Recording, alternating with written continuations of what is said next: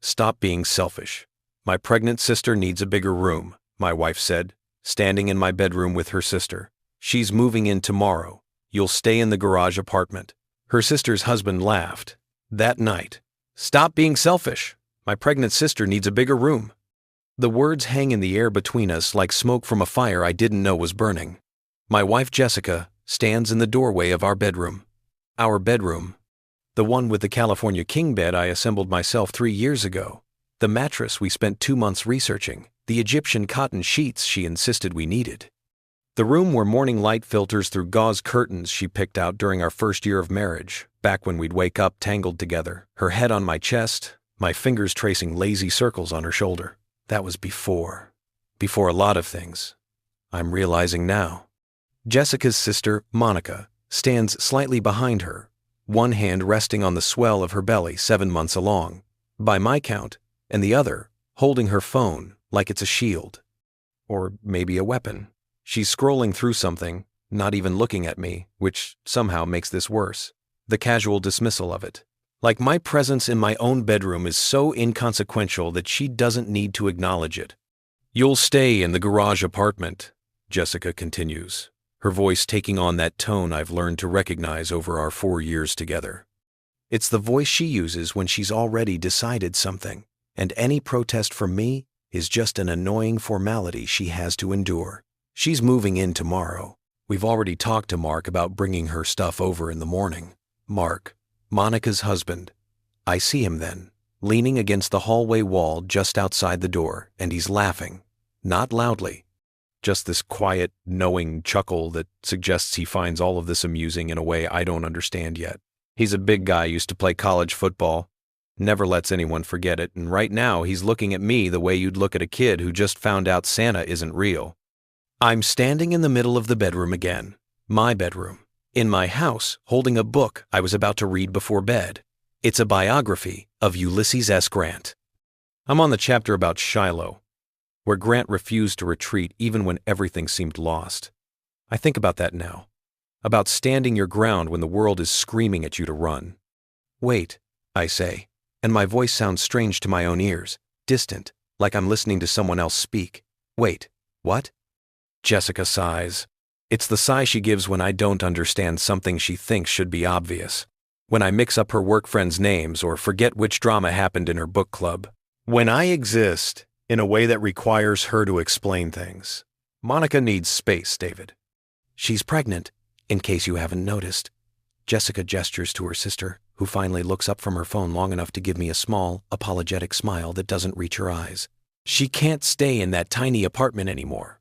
Mark's place is even smaller, and we have this huge house.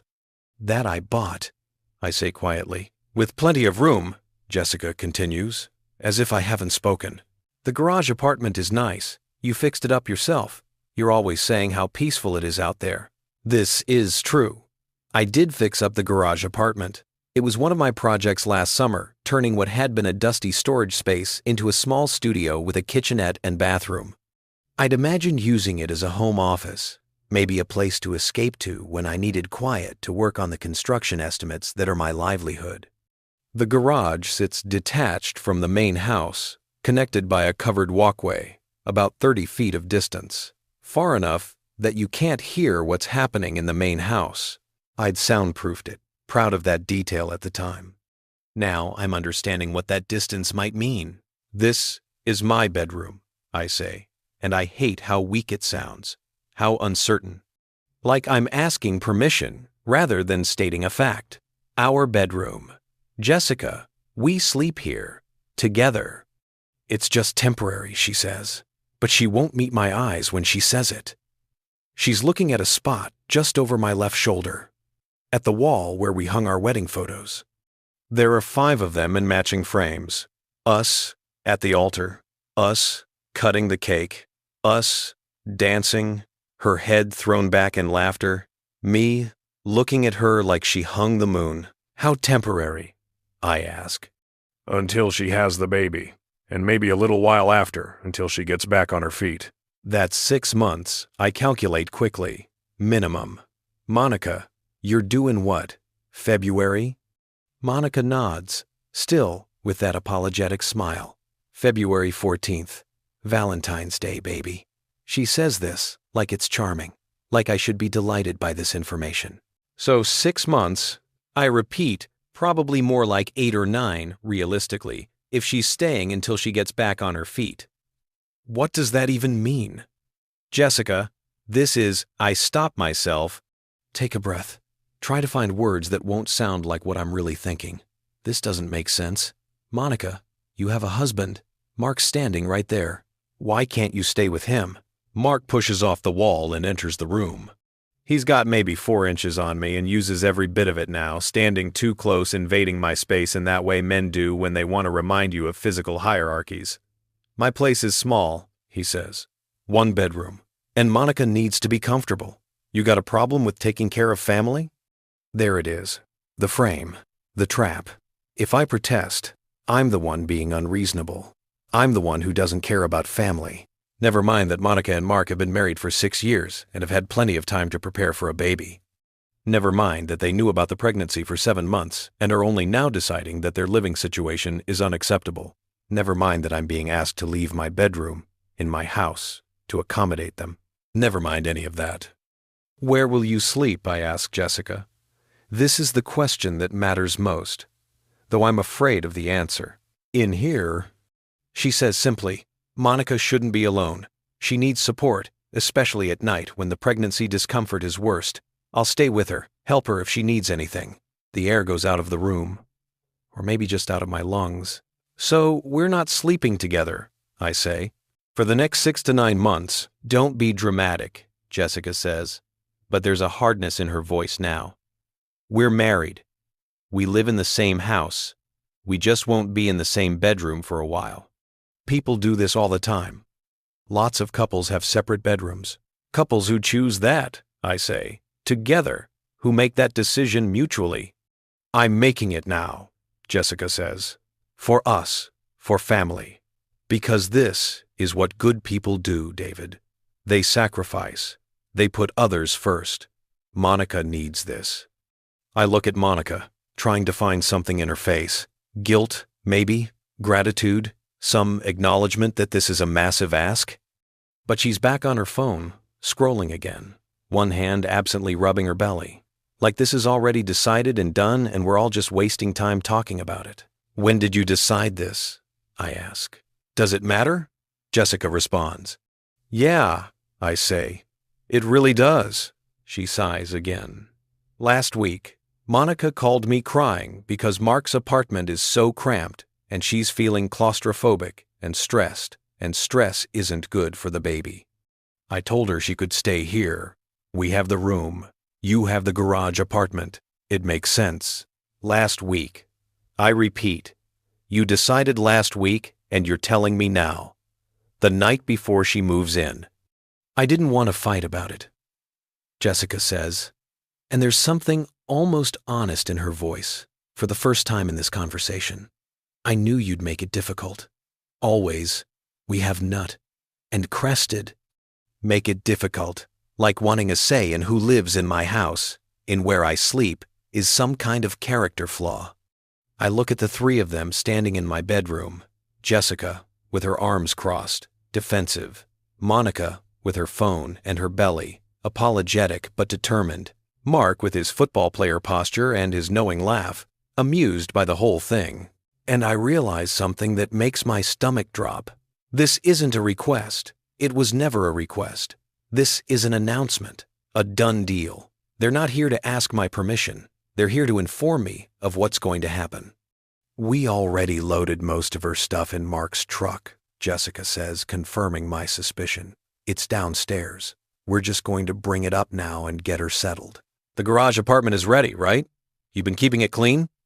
I have been. I go out there sometimes when Jessica is doing her book club or when she has her sister over, which is most weekends. I'm realizing now, and I sit in the quiet and work on estimates or read. It's become a refuge, though I didn't think of it that way until right now.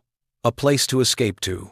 I've got a comfortable chair out there, a small desk, a mini fridge I keep stocked with beer and Coke, my own little space, which is about to become my entire space. Yeah, I say. It's ready. Great, Jessica says, and she actually smiles, relieved. Like I've just agreed to something instead of being steamrolled by it. I knew you'd understand. This is what makes you a good man, David. You put family first. She kisses my cheek. It's quick, perfunctory, the kind of kiss you give a child who's finally agreed to take their medicine. Then she's moving past me, Monica following, already talking about where furniture should go. Mark claps me on the shoulder as he passes, still with that laugh in his throat. Don't worry, man, he says. The garage apartment is nice. You'll barely notice the difference. Then they're gone, their voices fading as they head downstairs to start moving Monica in. Into my bedroom. Into my space. Into the life I thought I was building with my wife. I stand there for a long moment, still holding my Grant biography, looking at our bedroom, the curtains Jessica picked out. The duvet we argued about, she wanted something expensive and decorative. I wanted something practical and washable. She won. The nightstands we bought together at a furniture store in Portland, making a day of it, getting lunch after, her hand in mine. I look at our wedding photos on the wall. That moment at the altar when she'd said, I do, and I'd believed her. When I'd said it back, and meant forever. I think about Grant at Shiloh again. About refusing to retreat. About standing your ground. But Grant had an army. Grant had supplies. Grant had support. I have a garage apartment. I walk downstairs and outside, following the covered walkway to the garage. The night air is cool late November in Oregon, the kind of cold that promises snow soon. The apartment is exactly as I left it last weekend. Clean, sparse, functional. A queen bed against one wall. My desk and chair. A small kitchenette. A bathroom. With a shower stall. About 400 square feet of space. This is my home now, apparently. I sit in my chair and open the Grant biography, but I'm not reading. I'm listening to the sounds from the main house, footsteps, laughter, furniture moving. Monica's voice rising in excitement as she explores her new room, my room. Jessica never comes to check on me, never texts to ask if I'm okay, never calls to smooth things over or explain further, or apologize for the way this all went down. That night, I don't sleep. I lie in the queen bed that's too small and too hard and too far from everything that used to be mine, and I stare at the ceiling and think about scars. About how some wounds leave marks you can see and some leave marks you can only feel. About how you don't always know when something is ending until it's already ended. About how the worst betrayals are the ones that come dressed as love. That night is when everything changes, though I don't know it yet. That night is when I stop being the man who gets pushed around and start being the man who asks questions. Like, why now? Why this urgent? Why my bedroom specifically? Why is Mark laughing? That night is when I become the man who decides to find answers. And what I find will change everything.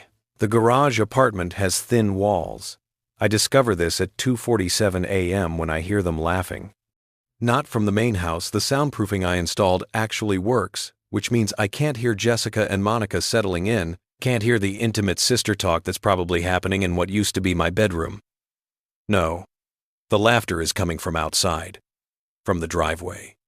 I get up, my body stiff from lying rigid on this unfamiliar mattress for hours, and move to the window. The blinds are the cheap kind, aluminum and bent in places, and through the slats, I can see Mark's truck still parked in the driveway. The interior light is on. Mark is in the driver's seat, and there's someone in the passenger seat. A woman, but not Monica. Even through the distortion of window glass and Venetian blinds, I can tell this woman is thinner, blonde where Monica is brunette. They're talking, animated. She touches his arm, and he leans closer, and they laugh again, and there's an intimacy to it that makes something cold settle in my chest. Mark has been married to Monica for 6 years. I've known him for 4, since Jessica and I got together. He's always been friendly in that surface-level way men are with their wives, sisters' husbands. We watch football together sometimes, drink beer at family barbecues, exchange the kind of jokes and observations that substitute for actual conversation. I don't know him well. I realize this now. I don't know him at all. The woman in his truck leans back and pulls out her phone. The screen illuminates her face, and I see she's young. Early 20s, maybe. She shows him something and he laughs. Again. Harder this time, his head thrown back. The laugh I heard earlier when he was standing in my bedroom. The same laugh. They sit like that for another 10 minutes, talking and laughing, while his pregnant wife is upstairs in my house, in my bedroom, being comforted by my wife.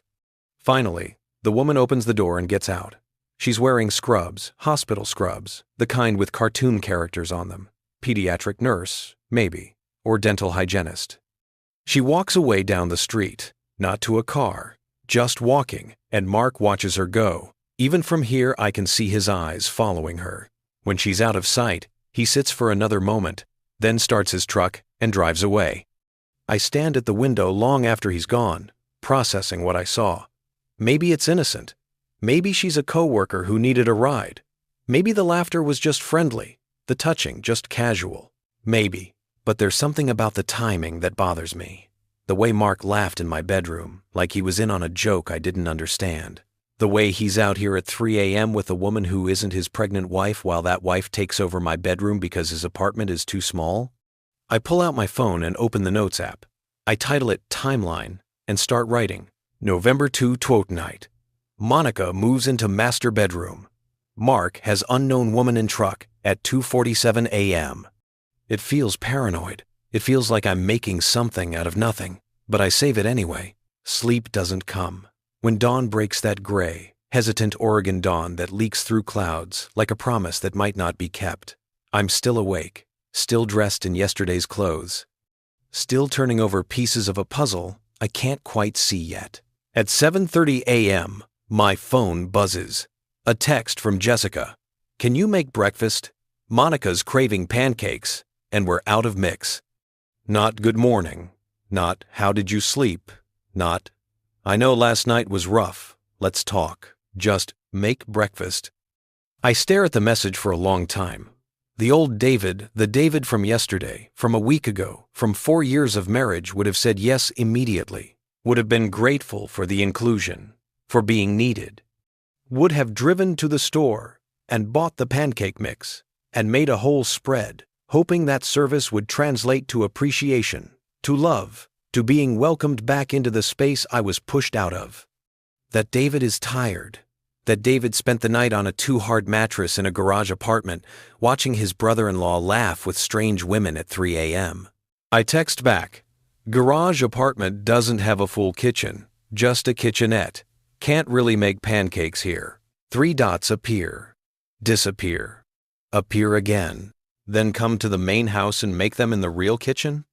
The real kitchen, as opposed to my fake kitchen, my lesser kitchen, my garage kitchen. I have work, I text back, which is true. I have 3 estimates to finish for a commercial project downtown. Deadline is Monday.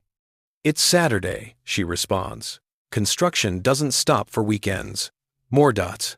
Then, fine, I'll figure it out. No I love you. No have a good day. Just the subtle accusation in I'll figure it out, meaning I'm making her life harder by not doing what she wants. I shower in the tiny stall. The water pressure weak. The space so small my elbows hit the walls when I try to wash my hair. I dress in clean clothes from the bag I hastily packed last night. Jeans, a flannel shirt, work boots, the uniform of my profession. I look at myself in the mirror above the sink, and there's a stranger looking back. Same face I've had for 32 years. Same dark hair that needs cutting. Same blue eyes that Jessica once said reminded her of water. But something's different. Something's harder. I look like a man who slept in a garage. I look like a man who's starting to see things clearly. I grab my laptop and go to the small cafe 3 blocks away, the one I used to go to on Sunday mornings before Jessica started sleeping in later and later. Before our Sunday mornings together became just my Sunday mornings alone. The cafe is called Grounds for Thought, and it's run by a woman named Diane who knows her regulars' orders by heart. David, she says when I walk in, surprised. Saturday today. You usually come Sundays. Needed to get out early. I say. The usual, please. She makes my coffee large Americano, splash of cream, and I settle into a corner booth with my laptop. I open the 3 estimates I'm supposed to be working on, but my mind won't focus. Instead, I find myself opening a browser and typing, "Signs your wife is having an affair." I feel ridiculous even as I do it. Jessica isn't having an affair. She's just distant, preoccupied. Has been for months, actually, now that I think about it. Since summer, maybe? Since July or August. I'd attributed it to stress at work. She's a marketing manager for a tech startup downtown, always juggling campaigns and deadlines. I'd tried to be understanding, tried to give her space. Maybe I gave her too much. The search results are depressingly generic. Sudden changes in appearance, secretive phone behavior, emotional distance, accusing you of cheating, picking fights, spending more time away from home. I go through the list mentally. Jessica hasn't changed her appearance. She's always been beautiful, always taken care of herself. Her phone behavior. I realize I don't know. She's always on her phone. Has been since I met her. Is she more secretive about it now? I can't tell. Emotional distance? Yes. Definitely yes. But that could be explained by stress, by life, by the natural evolution of a marriage past the honeymoon phase. Picking fights. Has she been picking fights? I think back over the past few months. September, when I wanted to go to my company's annual dinner, and she said she was too tired, that I should go alone. I'd been disappointed but understanding. October, when I suggested a weekend trip for our anniversary, and she said money was tight, we should save it, even though I'd gotten a bonus from a big project. November, 2 weeks ago, when I asked if she wanted to go see a movie, and she snapped at me that she wasn't a child who needed to be entertained, that she could occupy herself. Small things, tiny fissures, the kind you don't notice when you're in the middle of them, the kind that add up. I close the tab, feeling dirty for even looking. This isn't who I am. I'm not the suspicious husband. I'm not the guy who goes looking for problems. Except problems found me. Problems moved into my bedroom and sent me to the garage. I text my best friend, Cole.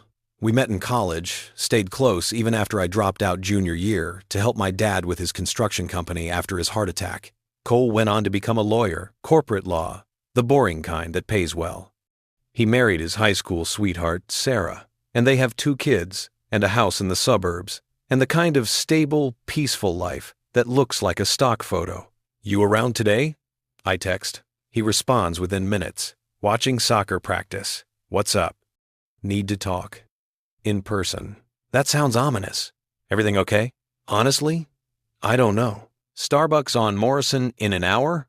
See you there. Cole shows up in dad uniform, khakis, a quarter-zip fleece, sneakers that have seen better days. He's carrying a travel mug of coffee and wearing the slightly frazzled expression of a man who spent his morning wrangling 8-year-olds on a soccer field. All right, he says, sliding into the seat across from me. What's going on? You look like hell. Didn't sleep. I say, I got that from your text. What happened? I tell him, all of it. The announcement in the bedroom, the casual dismissal, the garage apartment, Mark's laugh, the woman in the truck at 3 a.m., Jessica's text about pancakes. Every detail spills out like I've been holding my breath for 12 hours and finally have permission to exhale. Cole listens without interrupting, his lawyer face, on the one where he's processing information, categorizing it, building a case in his mind. When I finish, he's quiet for a long moment. Okay, he finally says. Let me make sure I understand. Your wife kicked you out of your bedroom, in your house, with less than 24 hours' notice to accommodate her sister who has a husband with his own place. Yes, and when you protested, you were made to feel like you were being selfish and unreasonable. Yes, and this decision was made a week ago, but you're only being told now. Correct. And Mark Monica's husband thinks this is funny. He was laughing, in my bedroom, like it was all a joke. Cole leans back, running a hand through his hair. David, I'm going to ask you something, and I want you to really think about it before you answer. Okay, how long has Jessica been treating you like you don't matter? The question lands like a physical blow. I open my mouth to protest, to defend her, to explain that it's not like that she's just stressed, that marriage is hard work and this is just a rough patch. But nothing comes out, because he's right, and I've known it. I've known it for months, maybe longer. I just haven't wanted to see it. This isn't about the bedroom, Cole says quietly. The bedroom is just the most obvious symptom. This is about respect, about partnership, about whether you have a say in your own life. David, does Jessica ask your opinion on anything anymore? Does she consult you on decisions? Does she treat you like an equal partner or like an obstacle to be managed? I think about the bedroom decision, about the anniversary trip that didn't happen, about the company dinner I attended alone, about the 1,000 small moments where I've felt like I was asking permission to exist in my own life. She doesn't, I say, and hearing it out loud makes it real in a way thinking it never did. So the question is, Cole says, what are you going to do about it? I don't know. Well, here's what you're not going to do. You're not going to ignore this. You're not going to pretend everything's fine. You're not going to make yourself smaller and smaller, hoping that if you just accommodate enough, give enough, sacrifice enough, she'll suddenly value you again. Because that's not how this works. You think she's cheating, I say. It's not a question. Cole sighs. I think something's going on. Maybe it's an affair. Maybe it's something else. But people don't just suddenly discard their partners for no reason. There's something you're not seeing, and you need to figure out what it is. How? Start paying attention. Really paying attention. Not to what she says, but to what she does. To patterns. To changes. To the things that don't add up. He pauses. And David, trust your gut. If something feels wrong, it probably is. We sit there for a while longer, talking about nothing and everything, about his kids and their latest soccer drama, about a case he's working on, normal things, anchoring things. When we part ways, he hugs me a real hug, the kind men give each other when words aren't enough. Call me, he says, anytime. I mean it. Thanks. And David? Move your money. I blink. What? Your money. Separate it. Get your own account if you don't have one. Make sure you have access to cash and assets. Just protect yourself. I've seen too many divorces start exactly like this, with one partner being slowly pushed out of their own life. By the time they realize what's happening, they've got nothing left. We're not getting divorced, I say automatically. Cole just looks at me. I hope you're right, but hope isn't a strategy. Protect yourself. I drive home, except it's not home anymore, is it? It's the main house where my wife lives with her sister, and I live in the garage. Mark's truck is back in the driveway. I check the time. 11:47 a.m. I add to my notes, Mark's truck in driveway, 11:47 a.m. was gone earlier. When did he leave? Why is he back? I park my own truck, a beat-up Ford F-150 that's seen better days, but runs like a dream next to his shiny Chevy Silverado. His has custom rims and a lift kit, and probably cost twice what mine did. Mark works in sales for a pharmaceutical company. Makes good money, apparently. Good enough for a truck like that. But not good enough for an apartment, big enough for his pregnant wife. I sit in my truck for a moment, watching the main house. Through the kitchen window, I can see movement. Shadows of people moving around. I should go in, should check on Jessica, on Monica. Should try to smooth things over, to be the good husband, the supportive brother-in-law. Instead, I go to the garage apartment. I add more to my timeline. Questions. Why is Monica's pregnancy suddenly an emergency? She's been pregnant for 7 months. Why is their apartment suddenly too small? When did they start looking for alternatives? Why specifically my bedroom and not, say, the guest room downstairs? Why does Jessica need to sleep with Monica instead of with me? Why is Mark so amused by all this? I stare at the questions. They feel paranoid. They feel like I'm creating problems where there aren't any. But then, I remember Mark's laugh. The woman in his truck. Jessica's complete lack of concern for how I felt about any of this. I remember Cole's question. How long has Jessica been treating you like you don't matter? And I realize, these aren't the wrong questions. These are exactly the right questions. I just need to find the answers. Sunday morning arrives with rain.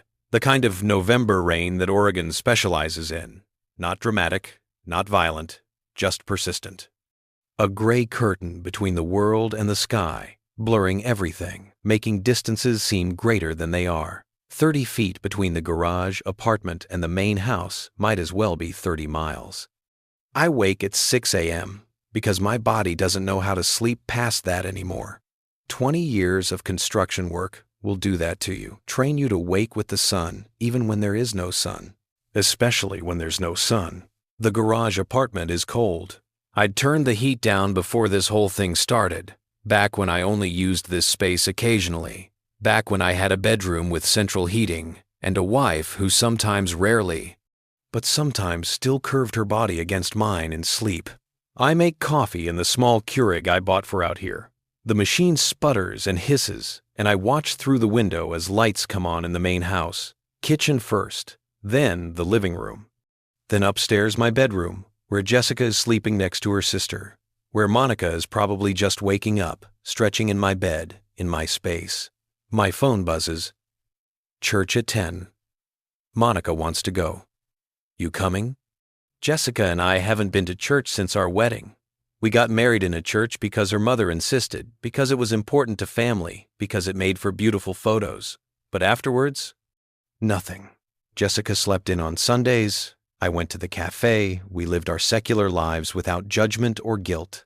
But now Monica wants to go, and suddenly we're a church family. I text back, didn't know we were doing that. Monica is. We're going with her. She shouldn't be alone. She has a husband. The 3 dots appear, disappear, appear again. Finally, Mark has to work. On a Sunday. Mark has to work on a Sunday. Mark, who works in pharmaceutical sales, who makes his own schedule, who I've never once heard mention working weekends. I add it to my notes. I'll pass. I text. Have work to finish. No response. Just the read receipt, that little check mark that says she saw it and decided I wasn't worth replying to. I watch them leave at 9:45. Jessica drives. She's always driven when they go anywhere together. Says Monica gets carsick in the passenger seat. They're in Jessica's white Acura, the one we bought together 2 years ago, the one I make half the payments on even though my name isn't on the title. It's easier for insurance, Jessica had said. Just one name. We're married. It doesn't matter whose name is on what. I'd believed her. I'd believed a lot of things. They drive away and I give it 5 minutes, watching the empty driveway, the rain making everything shimmer and blur. Then I go to the main house. I use my key, I still have a key that hasn't been taken from it yet, and step into the kitchen. It smells like coffee and something sweet. Cinnamon rolls, maybe. The expensive kind from the bakery that Jessica likes, not the Pillsbury ones I grew up with. The kitchen is a mess. Dishes in the sink, crumbs on the counter, an empty container of orange juice left out. Jessica hates messes. She's always been meticulous about cleaning as you go, about putting things away immediately. But here's evidence that Monica doesn't share that trait, and Jessica is apparently fine with it, or too distracted to notice. I move through the house quietly, even though I know I'm alone. Old habits. The living room looks the same couch where we used to watch movies together, same coffee table with the stack of interior design magazines Jessica never reads but likes having out, everything in its place. Upstairs. My footsteps sound too loud on the hardwood. I pause at the top of the stairs, looking at the closed door of what used to be my bedroom. Our bedroom. I open it. The room has been transformed. Where my nightstand used to be, there's now a changing table already assembled, already stocked with diapers and wipes and creams.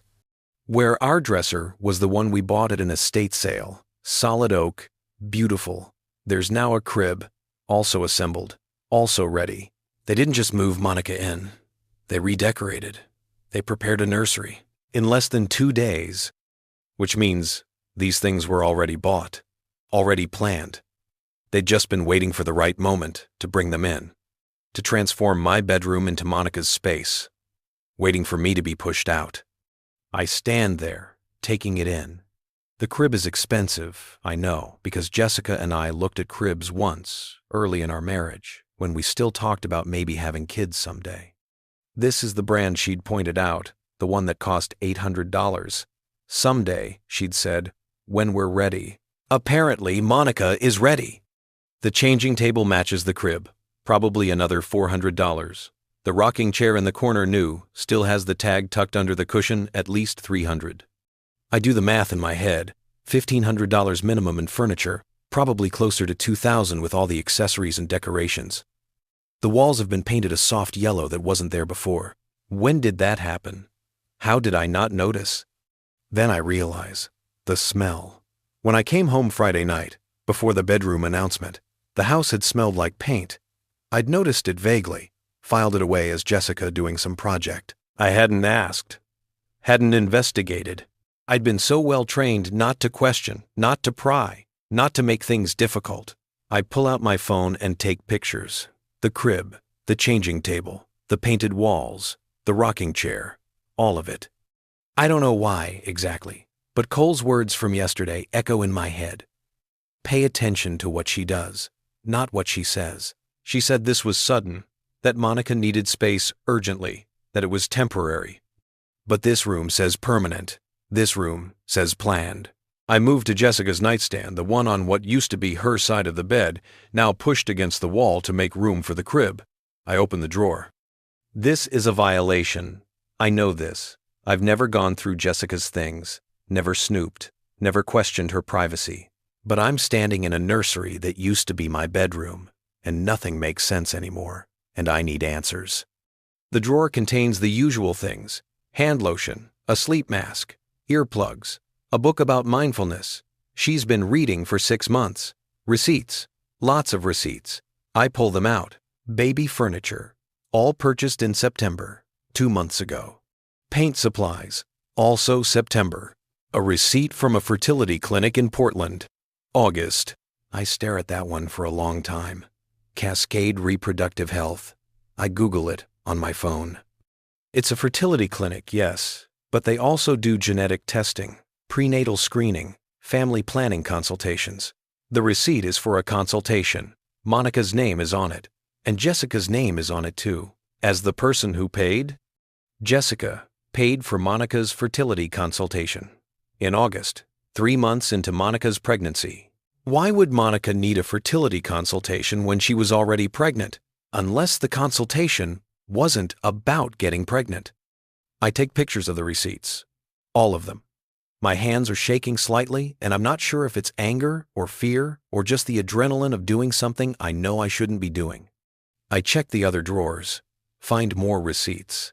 A lease agreement, Mark's apartment, the one that's supposedly too small. I photograph it. The apartment is actually a 2-bedroom. Not huge, but not the tiny 1-bedroom they claimed. And the lease doesn't end until March. So why is Monica here in November, if their lease doesn't end for 4 more months? More photographs, more questions. I move to the closet. My clothes are still here, shoved to one end, compressed, barely any space, but they're here. Jessica's clothes take up most of the closet now, but there's a section I don't recognize. Designer maternity clothes. Tags still on some of them. Expensive brands. Nordstrom. Bloomingdale's. More receipts in the closet, tucked in a shoebox. I go through them methodically, photographing each one. Maternity clothes purchased in July, before Monica would have been showing much. A receipt from a real estate agent, dated October, for a consultation about property division in separation. My blood goes cold. Property division. Separation. I read it again to make sure I'm understanding correctly. It's a receipt for services rendered, paid by Jessica, for a 2-hour consultation about how to divide property when a married couple separates. October, last month. While I was working 60-hour weeks on the downtown project, while I was coming home tired and trying to be a good husband, Jessica was consulting with a real estate agent about how to divide our property when we separate. Not if, when. I take pictures with hands that have moved past shaking into something else. Something numb. There's more. A folder tucked in the back of the closet, hidden behind shoeboxes. I pull it out and open it. Inside, printouts about tenant rights in Oregon, about how to establish someone as a tenant in your home, about eviction processes and timelines, about how once someone has lived in your home for 30 days, they're considered a tenant and you can't just kick them out. You have to go through a formal eviction process, which can take months. Monica moved in Friday night. 30 days from Friday would be just before Christmas. I sit down on the floor on the carpet that we picked out together, that we had installed during our second year of marriage, and I look at the evidence spread around me, receipts and printouts and lease agreements and consultation fees, and I understand. This isn't about Monica needing space. This isn't about pregnancy discomfort or a too small apartment. This is a plan, a carefully orchestrated plan. Get Monica into the house, keep her there for 30 days, establish her as a tenant, make it impossible to remove her without a lengthy legal process. But why? Why go through all this? Why not just ask for a separation if that's what Jessica wants? Why the elaborate setup? I think about Cole's advice. Move your money. Protect yourself. I pull out my phone and check our bank accounts, the ones I have access to anyway. Our joint checking account has less in it than I remember. Our savings account, the one where we keep our emergency fund, is nearly empty. There should be close to $15,000 in there. Now there's less than $1,000. Where did the money go? I check the transaction history. Transfers, large ones, to an account I don't recognize. Started in September. Small at first, 500 here, 1,000 there, then bigger, 2,000, 3,000. The last one, dated 3 days ago, $4,000. Jessica has been systematically draining our savings account and moving the money somewhere I can't see it. I take screenshots of everything. My personal checking account, the one from before we were married, the one I kept because my dad always told me to maintain some independence, is still intact. Jessica never asked to be added to it, and I never offered. At the time, it seemed like keeping something separate was somehow a failure of trust, of commitment. Now I'm grateful for my father's old-fashioned wisdom. There's about $8,000 in there. My last paycheck, plus the bonus from the downtown project. I open a new browser tab and search for divorce lawyers in Portland. Then I close it. I'm not ready for that yet. I'm not ready to admit that's where this is going. But I take more pictures. I document everything. The nursery, the receipts, the lease agreement, the bank transfers, the real estate consultation, all of it.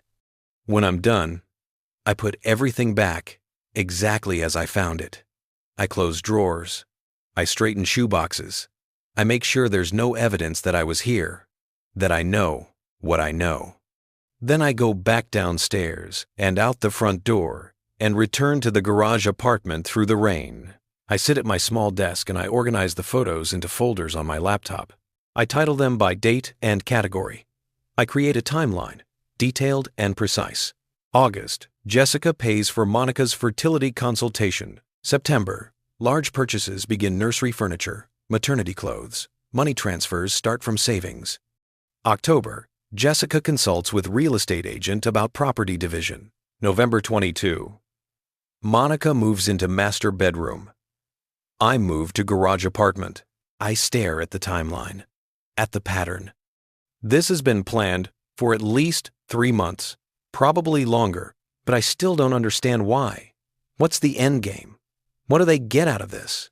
My phone buzzes. We're having lunch after church. We'll be home around 2. No. Do you want to join us? No. Would you like to come? Just a statement of fact. An informational update about her schedule. I don't respond. Instead, I text Cole, "Found some things. Need to talk. You free tonight?" His response is immediate. "Sarah's taking the kids to her mom's. Come over at 6. I'll order pizza. Thanks, David. Whatever you found, be careful.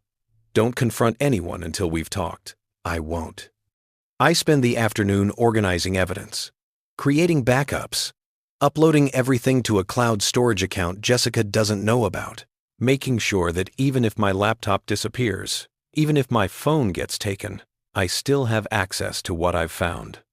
At 1:58, Jessica's Acura pulls into the driveway. I watch from the garage apartment window as they get out. Monica moves slowly, one hand on her belly, and Jessica hovers next to her like a mother hen. Protective, solicitous, more attentive than I've seen her be in months. They go inside and I wait for a text, an invitation to join them, a request for help with groceries or bags or anything. Nothing comes. I'm 30 feet away, and I might as well be on another planet. At 5:30, I leave for Cole's house. I take my laptop. I take my phone. I take printouts of the most damning evidence, just in case. The rain has intensified, coming down in sheets now, and the wipers on my truck struggle to keep up. The world outside is gray and blurred and uncertain. Inside, though, inside my head, inside my chest, everything is becoming very, very clear. My wife is planning something, has been planning it for months, and I'm just now seeing it. Just now understanding that I'm not a husband in this scenario. I'm an obstacle to be removed. The question is, removed from what? And the answer, I'm starting to suspect, is going to change everything. Cole's house is in the suburbs, a 20-minute drive from my place when traffic is light. Tonight it takes 30 because of the rain, because visibility is poor, because I'm driving cautiously with evidence that could upend my life sitting on the passenger seat. The neighborhood is the kind you see in commercials for minivans and life insurance. Neat lawns, even in November. Houses with warm lights in the windows and wreaths already on the doors because Christmas starts early when you have kids. 2-car garages and basketball hoops and the occasional forgotten bicycle lying in a driveway. Normal life. Stable life. The kind of life I thought I was building. Cole opens the door before I can knock, like he's been watching for me. He's changed out of his dad uniform into sweatpants and a college hoodie, his standard at-home outfit. Sarah and the kids are gone. I can tell by the quiet, by the absence of the cheerful chaos that usually fills this house. "Come in," he says. "You look worse than you did yesterday." Feel worse than yesterday. He leads me to his home office, a converted bedroom with built-in bookshelves full of law books and framed degrees on the walls. His desk is large and organized. The desk of someone who deals in details, in evidence, in the kind of precision that determines outcomes. "Sarah made cookies before she left," he says, gesturing to a plate. "Chocolate chip. Help yourself. And I've got beer in the mini fridge, or coffee if you prefer." "Beer," I say. "Definitely beer." He pulls out 2 bottles, some craft IPA I don't recognize, and hands me one. We sit. Him behind his desk, me in the leather chair across from it. For a moment, we're not old friends. We're lawyer and client. The shift in dynamic is subtle but present. "All right," Cole says. "Show me what you found." I open my laptop and pull up the organized folders. I've labeled everything clearly. Financial records, receipts, documents, photos. I start with a timeline, walking him through each discovery in chronological order. The fertility clinic consultation in August.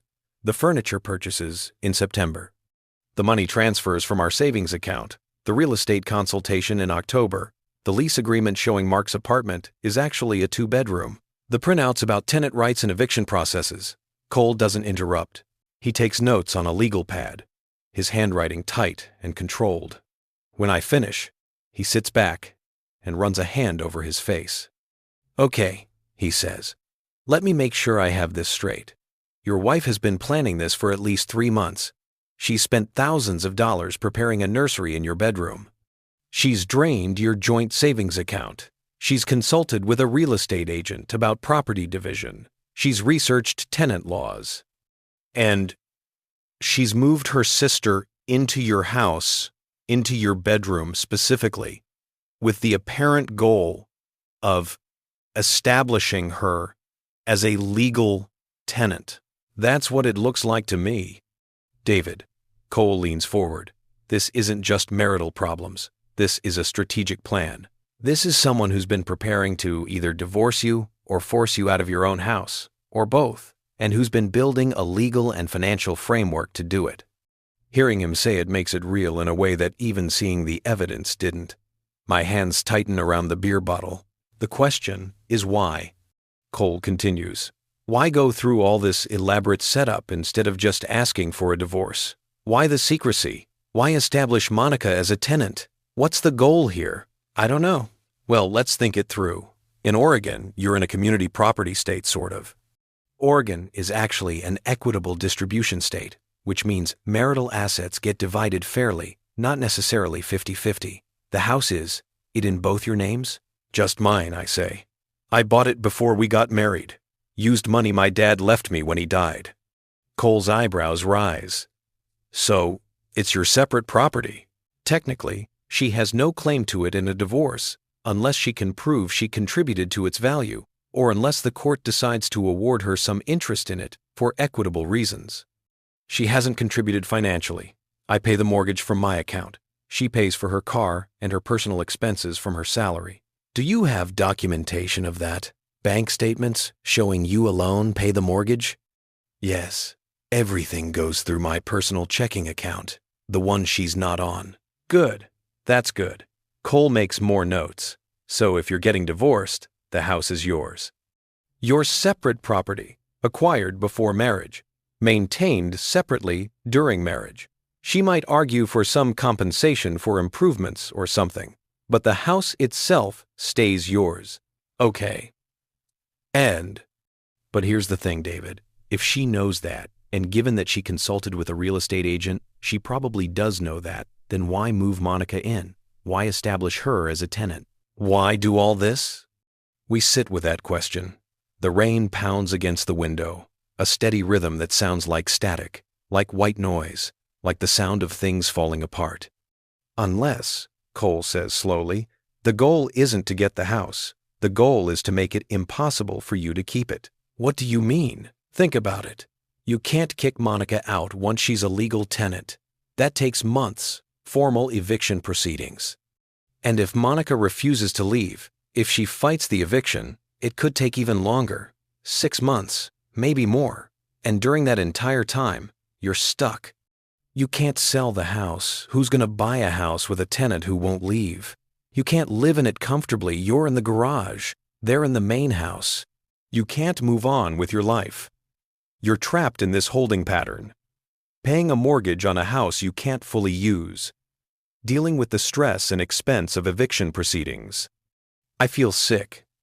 So the point is to make my life so difficult that I just give up? Walk away? Or sell at a loss? Or settle for less than the house is worth just to be done with it?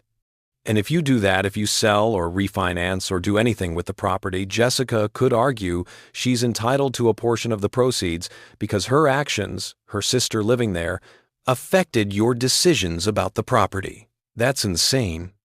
That's strategy, Cole says. And David, it's working. You're already displaced. You're already living in the garage. You're already stressed and uncertain and looking for a way out of this situation. That's exactly where they want you. They, I repeat. You think Monica's in on this? You think this is both of them working together? Look at the evidence. Monica's husband has an apartment, a 2-bedroom apartment where they could both live. But instead, Monica moves into your bedroom and Mark stays in his place. Why? What does Mark get out of this arrangement? I think about Mark's laugh, about the woman in his truck at 3 a.m., about how he's supposedly working on Sundays when he never has before. Freedom, I say quietly. He gets freedom. His wife is somewhere else, being taken care of by someone else. He can do whatever he wants. Exactly. And what does Monica get? Free housing, her sister's constant attention and care, someone else paying the bills while she prepares for her baby. And what does Jessica get? What does Jessica get? I ask, because I honestly don't know. Cole pulls up the photos of the bank transfers on my laptop. Where do you think this money is going? The transfers from your savings account? I don't know. I can't see the receiving account. But we can find out.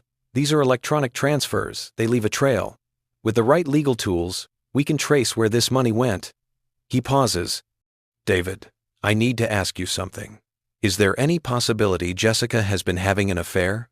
The question doesn't surprise me. I've been thinking it since yesterday, since Cole first asked how long Jessica had been treating me like I didn't matter. I don't know. I admit, I've been so focused on work, on trying to be a good husband, on not making waves. I haven't been paying attention to the signs.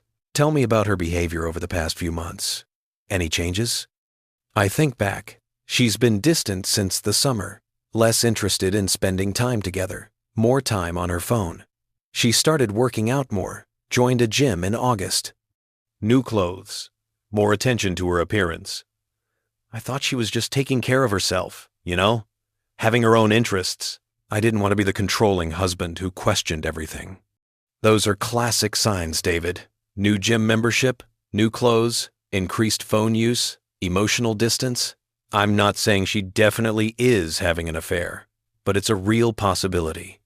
If she is, I say, what does that have to do with Monica moving in? Cole taps his pen against his legal pad. Maybe nothing. Maybe everything. Maybe Monica moving in is cover. If Jessica is seeing someone, having her sister in the house gives her an excuse to be distracted, to be unavailable, to sleep separately from you. Monica needs me is a perfect shield against any questions about why she's not present in your marriage. Or, I say, following the logic, Monica moving in is preparation for when Jessica asks for a divorce. Having her sister already established in the house gives her emotional support, maybe even financial support if they're splitting expenses somehow. Both could be true, Cole says. This could be a multi-layered plan, affair, property strategy, financial preparation, emotional support system, all working together. I drain the rest of my beer. Cole gets up and grabs 2 more from the mini fridge without asking. Here's what we're going to do, he says, settling back into his chair. First, you're going to keep documenting everything. Every interaction, every expense, every weird behavior. Keep a journal, date and time, everything. Second, we're going to get you a divorce attorney. Not me. I do corporate law. But I know people. Good people. We'll get a consultation set up this week. I'm not ready to file for divorce. You don't have to be ready to file to talk to a lawyer. You need to understand your rights and your options. You need to know what you're looking at legally. Knowledge is power, David. And right now, you're operating blind. He's right. I know he's right. Third, Cole continues, we need to find out what's in that receiving account, where your money is going. I have a friend who's a forensic accountant. She's helped me on cases before. I'll reach out, see if she can help track these transfers. Is that legal? Can we do that? It's your money, from your joint account. You have every right to know where marital funds are being transferred. If Jessica has a problem with that, well, that tells us something too. What else? Check your credit report. Make sure Jessica hasn't opened any cards or loans in your name. I've seen that happen more times than I'd like to admit. Also, change your passwords. All of them. Bank accounts, email, everything. If she has access to your accounts, she can monitor what you're doing. You need privacy to protect yourself. I hadn't even thought of that. The idea that Jessica might be reading my emails, checking my bank activity, monitoring my movements digitally, it seems paranoid. But then again, 3 days ago, the idea that she'd been planning this for months seemed paranoid too. There's something else, I say. Mark. His truck was in the driveway at 3 a.m. Saturday morning with another woman in it. Blonde, young, wearing scrubs. They were laughing, talking for like 15 minutes. She walked away. He drove off. Cole's expression darkens. You got a photo? No. I didn't think to. I just watched from the window. If you see it again, photograph it. Everything. The truck, the woman, the time. Because if Monica's husband is cheating, and that's what it sounds like, that's leverage. That's information Monica might not know. And if this whole thing is a coordinated effort between Jessica and Monica, cracks in Monica's marriage could change the dynamics. You want me to spy on Mark? I want you to protect yourself. And if that means documenting Mark's extracurricular activities, then yes. David, you're fighting a battle you didn't know you were in. They've been preparing for months. You've got to catch up fast. We spend the next 2 hours going through every detail, every piece of evidence, every possible interpretation. Cole makes calls while I'm there to the divorce attorney, leaving a message requesting a consultation for his friend. To the forensic accountant, explaining the situation in broad strokes and getting a commitment that she'll look into it. By the time I leave, it's nearly 10 p.m. The rain has stopped, but the streets are still wet. reflecting streetlights and headlights in rippling patterns. Cole walks me to my truck. "David," he says, "I need you to prepare yourself for the possibility that this gets ugly. If Jessica has been planning this long, if she's moved money, if she's setting up Monica as a tenant, if there's an affair involved, this is someone who's willing to go to significant lengths to get what she wants. And people like that don't usually back down when confronted." "What are you saying?" "I'm saying don't confront her yet. Not until we know more. Not until you have a lawyer and a plan. Right now, you have an advantage. You know what she's doing, and she doesn't know that you know. Don't give that up until you're ready to use it." How do I act normal? How do I just pretend everything's fine when I know all this? Cole grips my shoulder. "You do it because you have to, because playing along right now is what keeps you safe and keeps your options open. Can you do that?" I think about going back to the garage apartment, about waking up tomorrow and going through the motions, about smiling and being civil and acting like I don't know that my wife has been systematically planning to destroy my life. I can do it, I say. Good. I'll call you tomorrow with updates. In the meantime, act normal. Be the David you've always been. Don't give them any reason to suspect you're on to them. I drive home through empty streets. The city looks different at night, especially after rain. Cleaner, somehow. The water washes away the daily grime and leaves everything looking renewed, like a fresh start is possible. But I know better now. I know that some stains don't wash away. Some betrayals are too deep to rinse clean. The garage apartment is dark when I arrive. The main house has lights on living room and bedroom. My bedroom, where my wife is probably already in bed, maybe reading, maybe scrolling through her phone, maybe texting someone I don't know about. I park and sit in my truck for a moment, looking at those lit windows, thinking about the woman behind them, the woman I married, the woman I thought I knew.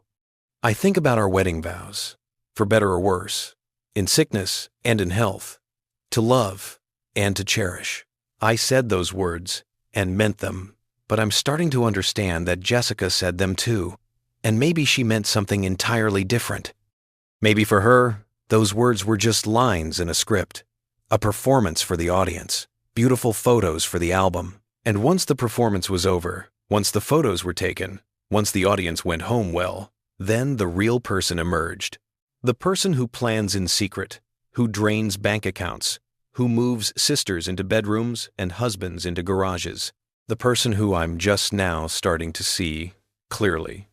I get out of the truck and go into the garage apartment. I lock the door behind me, something I haven't done before, but I do now. I change the passwords on my phone, my laptop, my bank accounts, my email, everything. New passwords she couldn't guess. I enable two-factor authentication wherever possible. Then I sit at my small desk and I add to my timeline. November 24. Consulted with Cole. Confirmed strategic planning on Jessica's part. Initiated protective measures. Retained divorce attorney consultation. Forensic accountant to trace money transfers. I stare at those words, at the clinical language that describes the dissolution of everything I thought my life was, and I realize I'm not the same David who walked into his bedroom Friday night and got told to move to the garage.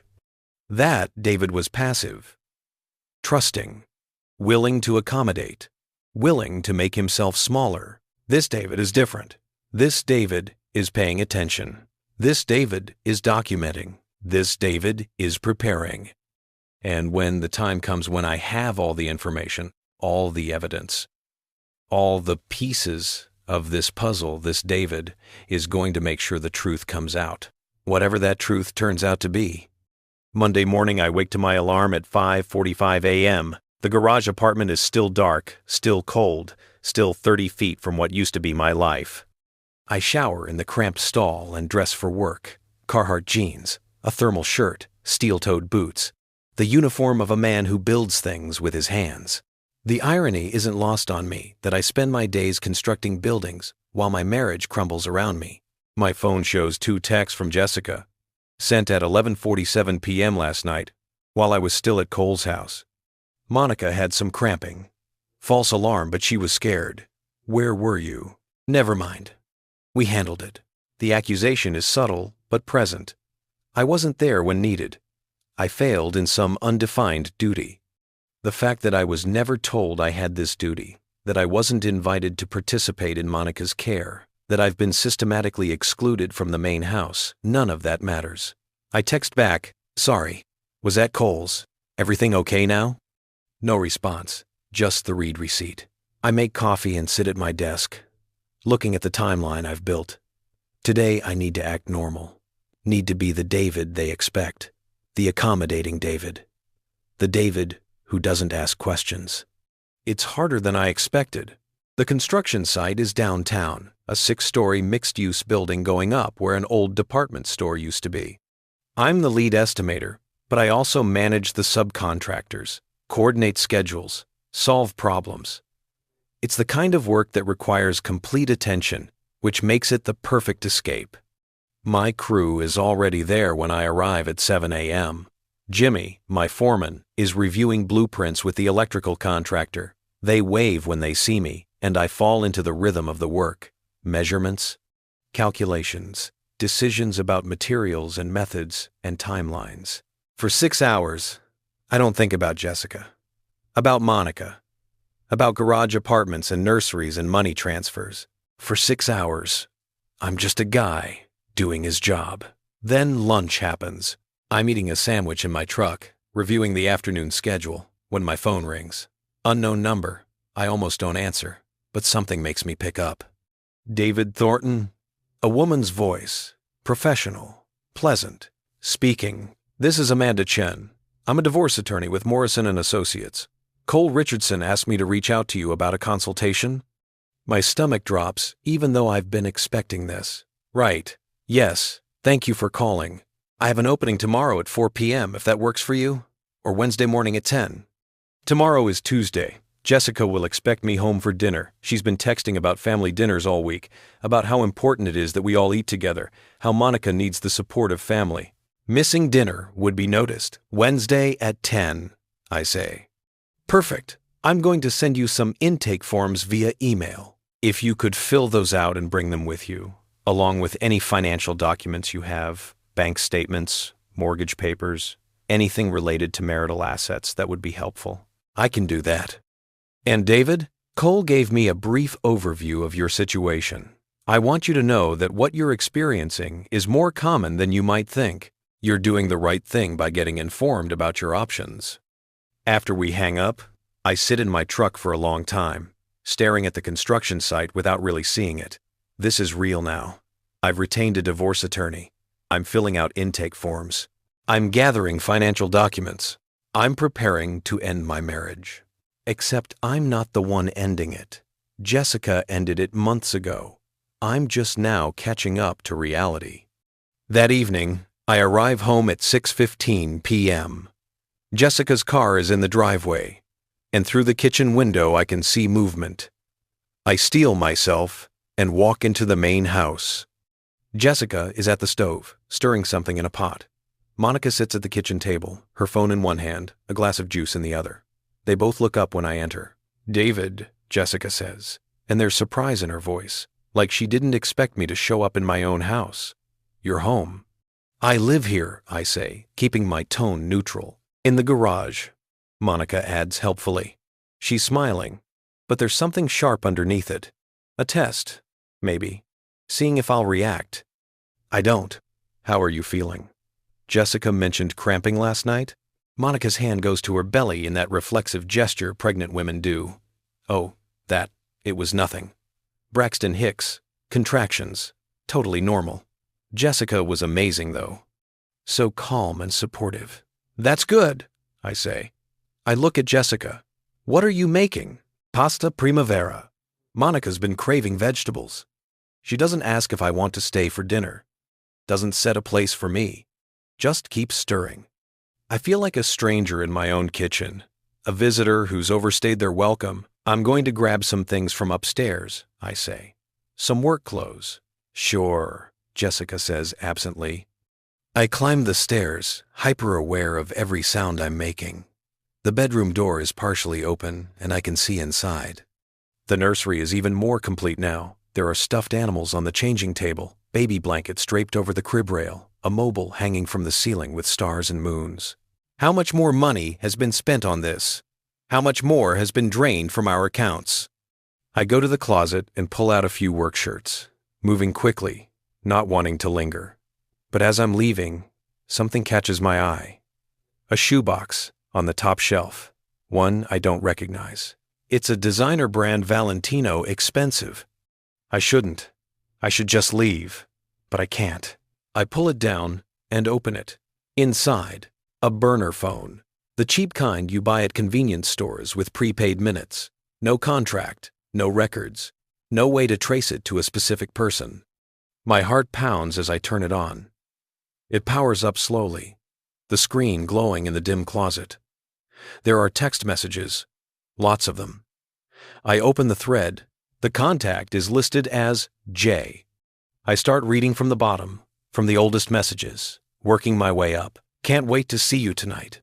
August 15, 11, 47 p.m. You looked incredible today. Couldn't stop thinking about you during the meeting. August 18, 2:33 p.m. She suspects something. We need to be more careful. August 22, 9:15 p.m. The plan is working. Monica agreed to everything. By Christmas, you'll be free. September 3, 7:42 p.m. I love you. I know this is complicated, but it'll be worth it. We'll have everything we want. September 10, 10:23 p.m. I keep scrolling, my hands shaking. There are dozens of messages, hundreds maybe. They go all the way through October into November. The most recent is from 3 days ago. He moved to the garage without a fight. Easier than we thought. Monica's settled in. Just need to wait out the 30 days. November 23, 11:15 p.m. I take pictures of every message, every single one. My phone's camera shutter clicks in rapid succession, the sound seeming impossibly loud in the quiet closet. Then I hear footsteps on the stairs. I power off the burner phone and shove it back in the shoebox, replace the box on the shelf. I grab the work shirts I came for and step out of the closet just as Jessica appears in the doorway. "What are you doing?" she asks. There's an edge to her voice. "Getting clothes. I told you downstairs." She looks at the shirts in my hands, then at me. Her eyes narrowed slightly. "You were up here a while." "Was I?" I check my phone like I'm checking the time. Couple minutes, maybe. Dinner's ready. She doesn't move from the doorway. Doesn't let me pass easily. I have to turn sideways to get by her, and as I do, I smell her perfume. The one I bought her for our anniversary last year. She's wearing it for someone else now. For Jay. Dinner is surreal. We sit at the kitchen table, Jessica, Monica, and me, eating pasta and making small talk. Monica chatters about baby names, about nursery themes, about parenting books she's been reading. Jessica nods and smiles and engages, asking questions, offering opinions. I'm right there and might as well be invisible. "What do you think, David?" Monica asks at one point. I realize I've completely zoned out. "Sorry, what?" "About the name Olivia. For a girl. Do you like it?" "It's nice," I say. "Just nice?" Monica laughs. "Come on, you can have a stronger opinion than that." I look at her hand resting on her pregnant belly, at the easy smile on her face. Does she know about Jay? Is she part of this conspiracy or just a convenient pawn? "I think," I say carefully, "that whatever name you choose will be perfect. It's your baby. Your decision." "Our decision," Monica corrects. "Mine and Mark's." "Where is Mark tonight?" I ask, keeping my tone casual. Monica's smile falters slightly. "Working. He's been working a lot lately." "On a Monday evening?" "On a Monday evening. Big project," she says quickly. "Year-end stuff. You know how it is." I do know how it is. I know exactly how it is. Mark is working the same way Jessica was at book club all those nights. The same way my wife has been supporting her sister instead of being present in our marriage. We're all lying to each other. The only difference is that I know it now. After dinner, I help clear the table, my usual habit. so I do it to maintain appearances. Jessica loads the dishwasher and I wipe down the counters, and Monica sits scrolling through her phone, occasionally showing Jessica something and giggling. They look like sisters. Close, affectionate, conspiratorial, and maybe that's exactly what they are.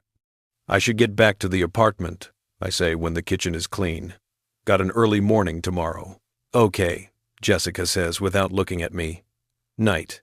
Good night, David, Monica calls out, her voice sing-song and cheerful.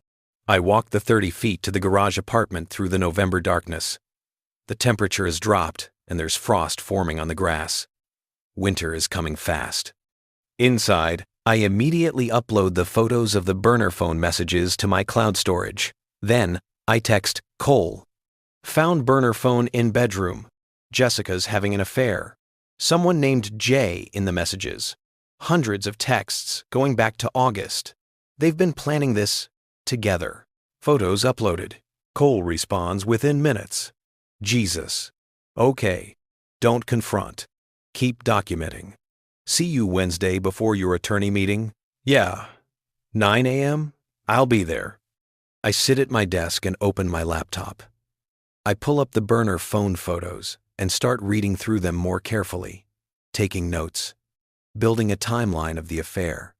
The first message is from August 3rd, almost 4 months ago, right around when Jessica joined the new gym, bought new clothes, started taking care of herself. The messages are romantic at first, flirty, full of longing and anticipation. But by mid-August, they shift, become more practical, more strategic. She'll need a place to stay. Can't afford her own apartment right now. Jessica, what about Mark's place?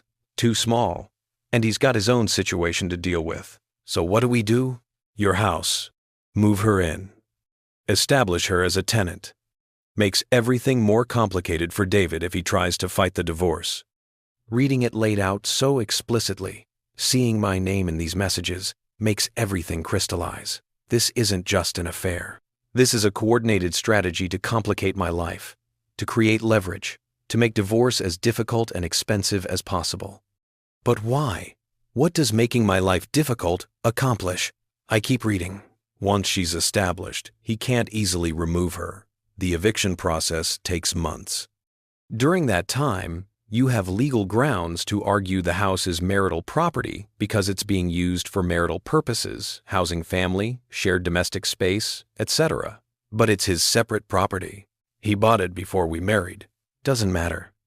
We can argue transmutation that he treated it as marital property by allowing family to live there, by sharing it with you. At minimum, it muddies the waters. Makes it harder for him to claim it's purely separate.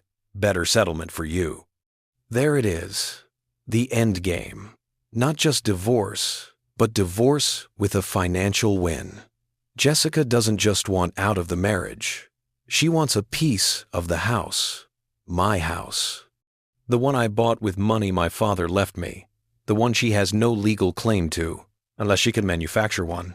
And Monica is the tool to do it. Move her in, establish tenancy, create the appearance of shared family space, argue that the house has been transmuted into marital property. I feel sick. I keep scrolling through messages. There are references to money. Moved another $3,000 today. He hasn't noticed. Good. Keep moving it. Build up the safety net. You'll need it for the transition. What if he checks the account? He won't. He never does. Too trusting. Too trusting. They're right about that. I was too trusting. I believed in my marriage, in my wife, in the idea that we were partners building a life together. What a fool I was. The most recent messages are the most damning. How's he taking it? Better than expected. Barely protested. Just moved to the garage like a good boy. Told you he wouldn't fight. He never does. I almost feel bad. Don't. This is what's best for everyone. He'll be fine. He's always fine. I stare at that last exchange. The casual dismissal of me. The assumption that I'll just accept whatever happens because he never fights, and he's always fine. They don't know me at all. Or maybe they knew the old me, the accommodating me, the me who made myself smaller to avoid conflict. But that person is gone now. disappeared somewhere between Friday night and this moment. The person sitting here, reading these messages, documenting this betrayal, this is someone new, someone who fights back. I spend the rest of the evening organizing evidence. I create a master document with everything. Timeline of events, photos of receipts and bank transfers, screenshots of burner phone messages, photos of the nursery, documentation of the lease showing Mark's apartment is actually 2 bedrooms, records of Jessica's real estate consultation, everything. I save it all, back up it all, encrypt it all. Then I do something I should have done weeks ago. I check my credit report. It takes 20 minutes to access all 3 bureaus, Experian, Equifax, TransUnion. And what I find makes my blood run cold. There are 2 new credit cards, both in my name, both opened in September. Total credit limit, $30,000. Combined balance, $27,400. Someone has been opening credit cards in my name and maxing them out. I didn't open these cards. I didn't authorize them, but they're in my name, tied to my social security number, affecting my credit score. I take screenshots of everything. Then I call the fraud departments of both credit card companies. It's after 10 p.m., but both have 24-hour lines. I need to report identity theft. I tell the first representative. Someone opened a card in my name without authorization. The process takes an hour. Fraud reports, affidavits, freezing the accounts. By the time I'm done with both companies, it's nearly midnight and I'm exhausted. But I'm also clearer than I've been in days. Jessica didn't just plan to take my house. She planned to destroy my credit, to rack up debt in my name, to leave me financially ruined, while she walked away with whatever she could extract from the divorce. This isn't just betrayal. This is warfare. And I'm only just now realizing I've been under attack for months. I add the credit card fraud to my evidence file. Then I email everything to Cole with a subject line. You need to see this. All of it. His response comes at 12:37 a.m. Holy shit. Wednesday can't come soon enough. Don't do anything until then. Promise me. I promise. I text back. But as I lie in the 2-small bed in the garage apartment, staring at the ceiling, listening to the silence that used to be my life, I make myself another promise. When this is over, when all the evidence is gathered, when all the lawyers are in place, when all the pieces are finally in position, I'm going to make sure the truth comes out. Every bit of it. Every message. Every transfer. Every lie. I'm going to make sure everyone knows exactly who Jessica is and what she's done.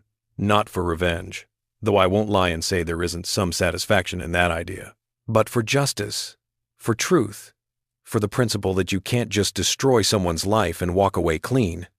They wanted me to be passive, to be accommodating, to be the David who never fights back. They're going to learn that they killed that David when they pushed him into the garage.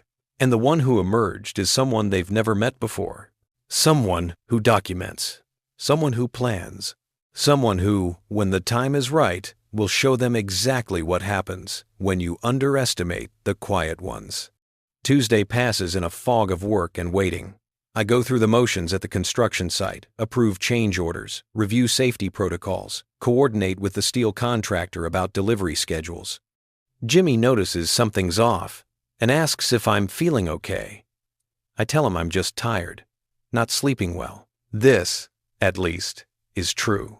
That night, I skip dinner at the main house entirely.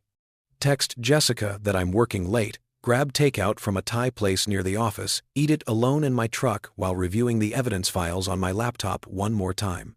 Making sure everything is organized, complete, ready for tomorrow's meeting. Jessica texts back, okay, Monica made pot roast. No, miss you. No, come home when you can. Just a statement about what I'm missing. The subtext clear. You're choosing to be absent. This is on you. But I'm not absent. I've been pushed out. There's a difference. I work in the garage apartment until almost 2 a.m., going through financial records, organizing documents, preparing questions for the attorney. When I finally sleep, it's fitful, filled with dreams I can't quite remember when I wake at 5:45 a.m. Wednesday morning arrives cold and clear. The first real cold snap of winter. I can see my breath when I step outside to warm up my truck. I meet Cole at a coffee shop near the attorney's office at 9 a.m. He's already there, 2 large coffees on the table, looking like he didn't sleep much either. "You look how I feel," he says when I sit down. "That bad?" "Let's just say Sarah noticed something was bothering me. Had to tell her I was helping you with some legal issues. She sends her love, by the way. Says if you need anything, just ask." I'm grateful for this. For Cole and Sarah and their uncomplicated marriage and their willingness to help me navigate mine falling apart. I printed everything. I say, pulling a folder from my messenger bag. Timeline, photos, bank records, credit card fraud documentation, screenshots of the burner phone messages, all of it. Cole opens the folder and flips through the pages. His expression gets darker with each one. When he reaches the credit card fraud documentation, he swears under his breath. "David, this is felony-level stuff. Identity theft, fraud, conspiracy to commit fraud. This isn't just divorce territory anymore. This is criminal." "I know. Are you prepared for where this might go? Because if you pursue the criminal angle, Jessica could face charges, jail time even." I think about that. About my wife, the woman I married, the woman I loved in an orange jumpsuit, facing a judge, being sentenced. Part of me recoils from the image, but a larger part, a harder part, feels nothing. She made her choices, I say. I'm just documenting the consequences. Cole studies me for a moment. Okay. Just wanted to make sure you understand the stakes. I do. We finish our coffee and walk the 2 blocks to Morrison and Associates. The office is in a historic building downtown, all exposed brick and tall windows. The kind of place that screams expensive, but tasteful. The reception area has leather furniture and abstract art, and a view of the city that probably costs extra in the lease. Amanda Chen comes out to greet us at exactly 10 a.m. She's younger than I expected, early 40s, maybe with sharp eyes and a firm handshake. She's wearing a navy suit that looks like it cost more than my truck payment, and carrying a legal pad already filled with notes. "David," she says. "Cole, thanks for coming in. Let's go to my office." Her office is all windows on 2 sides, with a large desk, built-in bookshelves, and a small conference table. We sit at the table, and she opens a file folder. "I've reviewed the materials you sent over," she says, looking at me. "And I want to be very clear from the start. What you're experiencing is not a typical divorce situation. This is a coordinated effort to defraud you of marital and separate assets, potentially involving multiple parties, with elements of identity theft and financial manipulation that cross into criminal territory." That's what Cole said. He's right. So, before we talk about divorce strategy, I need to ask, do you want to pursue criminal charges against your wife? The question hangs in the air. This is the fork in the road. One path leads to divorce, property division, moving on. The other leads to prosecutors and trials and potential prison time. I want to understand all my options, I say carefully, but my priority is protecting myself financially and legally. If criminal charges are part of that protection, then yes. If not, I'm willing to consider other approaches. Amanda nods, making notes. Fair enough. Let's start with the basics. Tell me about your marriage. When you got married, what assets you brought into it, how finances have been handled. I walk her through it. Meeting Jessica 4 years ago at a mutual friend's wedding, the whirlwind romance, getting married after dating for only 8 months. How I owned the house free and clear, bought it with the inheritance from my father's death, never took a mortgage. How I kept my personal checking account separate, but we opened a joint account for shared expenses. How Jessica maintained her own car payment and personal expenses from her salary while I paid the mortgage, utilities, most of the groceries. And you have documentation of all this? Bank statements showing the payment sources? Yes. Everything goes through my personal account. The joint account was mostly for her to contribute to groceries and household items, but I can show she rarely did. Maybe a few hundred a month at most. Good. That's very good. It establishes the house as your separate property and shows no commingling of assets for its maintenance. In Oregon, that matters. She makes more notes. Now tell me about the affair. I walk her through the burner phone discovery. The messages with Jay, the timeline of the relationship, the strategic planning to move Monica in, establish tenancy, complicate the divorce. Amanda's expression doesn't change, but I see her grip tighten on her pen. Do you know who Jay is? No, I've been trying to figure it out. The messages don't give much detail, just a lot of strategic discussion and romantic talk. We'll need to identify this person. They're likely a co-conspirator in the financial fraud, especially if they helped plan the credit card scheme. Cole, has your forensic accountant made any progress on the money transfers? Cole pulls out his own folder. She traced the receiving account. It's held at a different bank under the name JM Properties LLC, filed as an LLC in Oregon in August. Officers listed are Jessica Thornton and someone named James Morrison. The air goes out of the room. James Morrison. I repeat, the name means nothing to me. Does that name ring any bells? Amanda asks. I shake my head. No? Should it? Cole pulls out a printout. James Morrison, age 34, works as a real estate developer, specializes in property acquisitions and renovations. He's actually somewhat well known in Portland real estate circles. Aggressive buyer, flips high-end properties. Real estate developer, property acquisitions. The real estate consultation Jessica had in October suddenly makes more sense.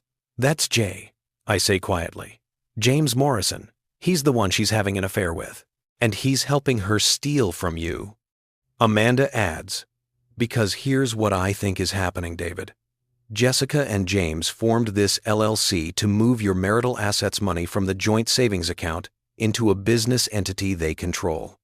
If they play this right, they can argue those funds were invested in business opportunities, that the LLC is a legitimate business, and that Jessica's interest in the LLC is her separate property from the marriage. But it's my money, I say. It was joint account money, Amanda corrects, which makes it marital property technically. She had as much right to access it as you did. The question is whether she had the right to transfer it to an LLC without your knowledge, and whether that constitutes fraud. I think we can make a strong argument that it does, especially combined with the credit card fraud. I feel sick. Thousands of dollars, just gone. Transferred to an LLC I never knew existed, controlled by my wife and her boyfriend, supposedly for business purposes. Can we get it back? I ask. We can try. First step is filing for divorce and requesting a temporary restraining order preventing either party from dissipating marital assets. That freezes everything until the court can sort it out. Second step is discovery. We get to subpoena, bank records, LLC documents, communications.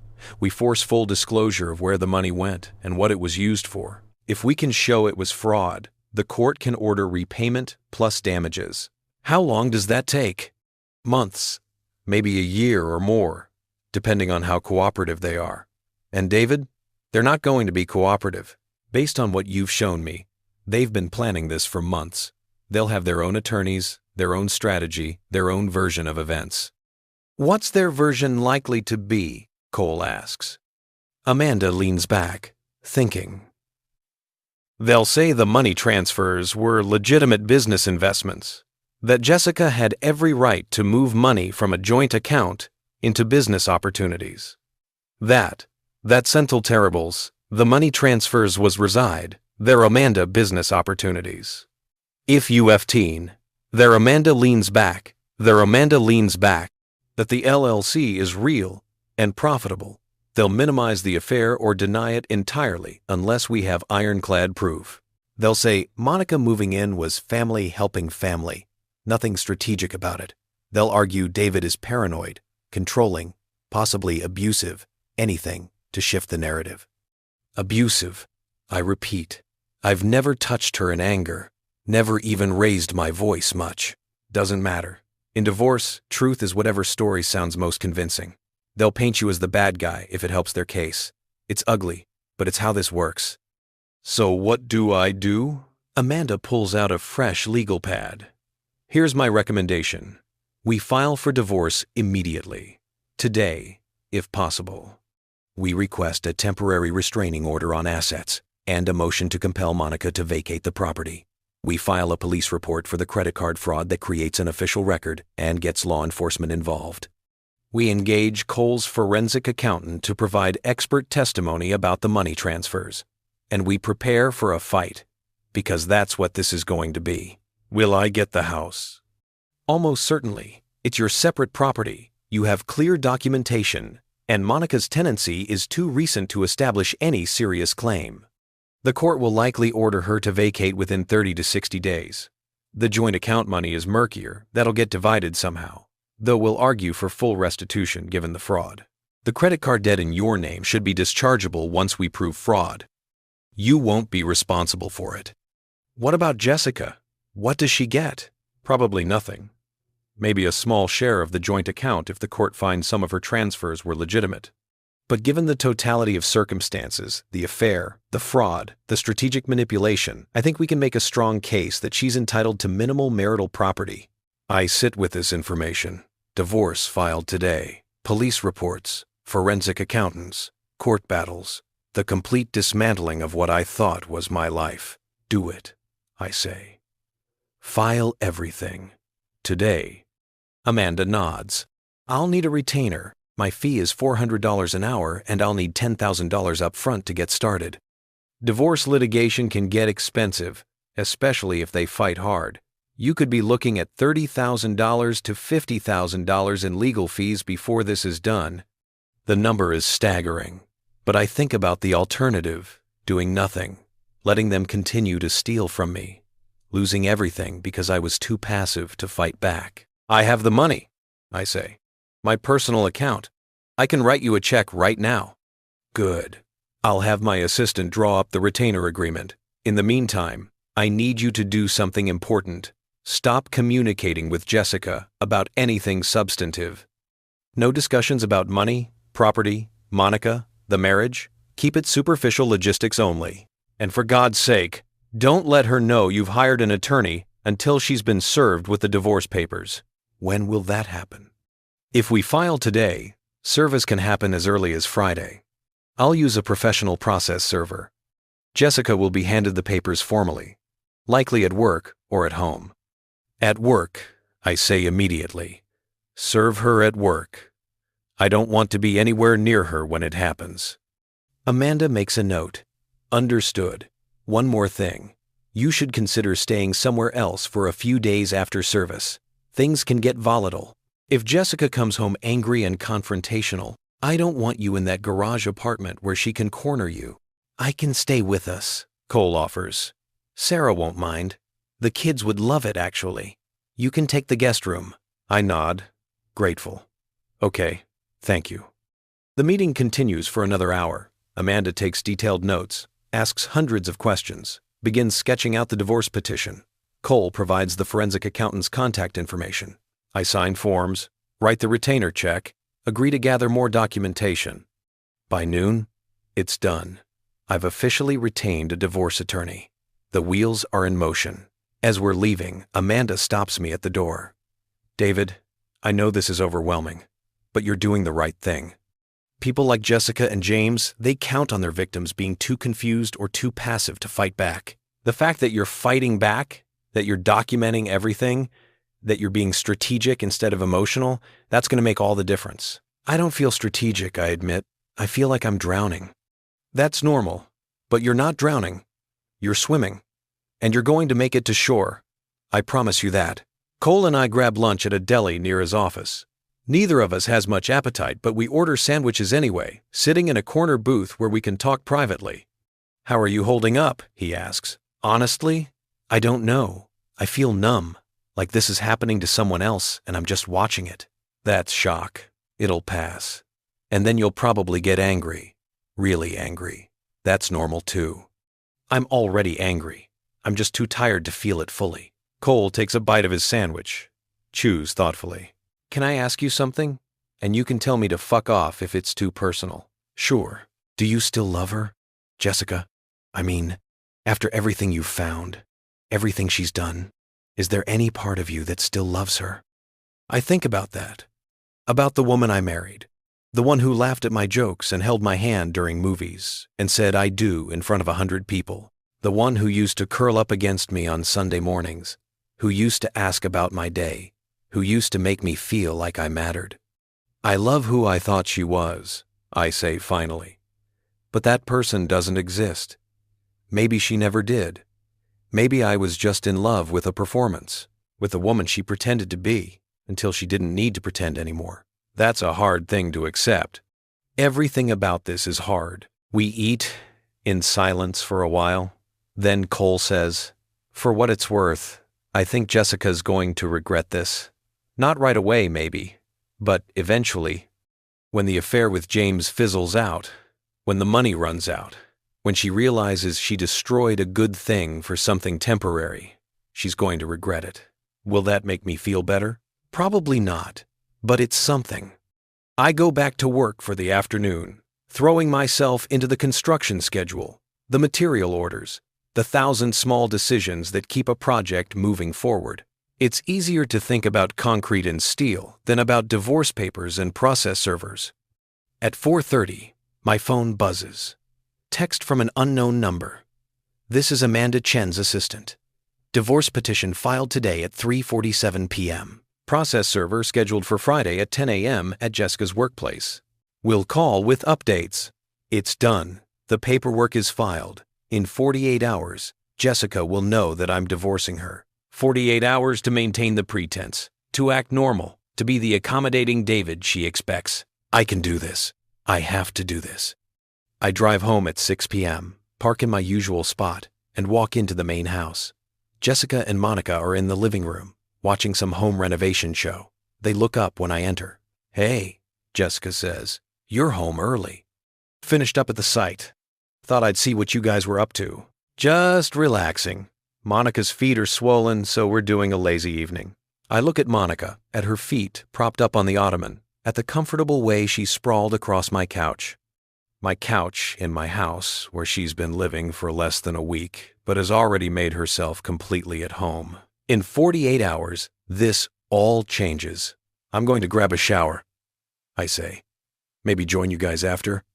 "Sure," Jessica says absently, already turning back to the TV. I go upstairs and shower in the hall bathroom. I can't use the master bath anymore, that's Monica's now.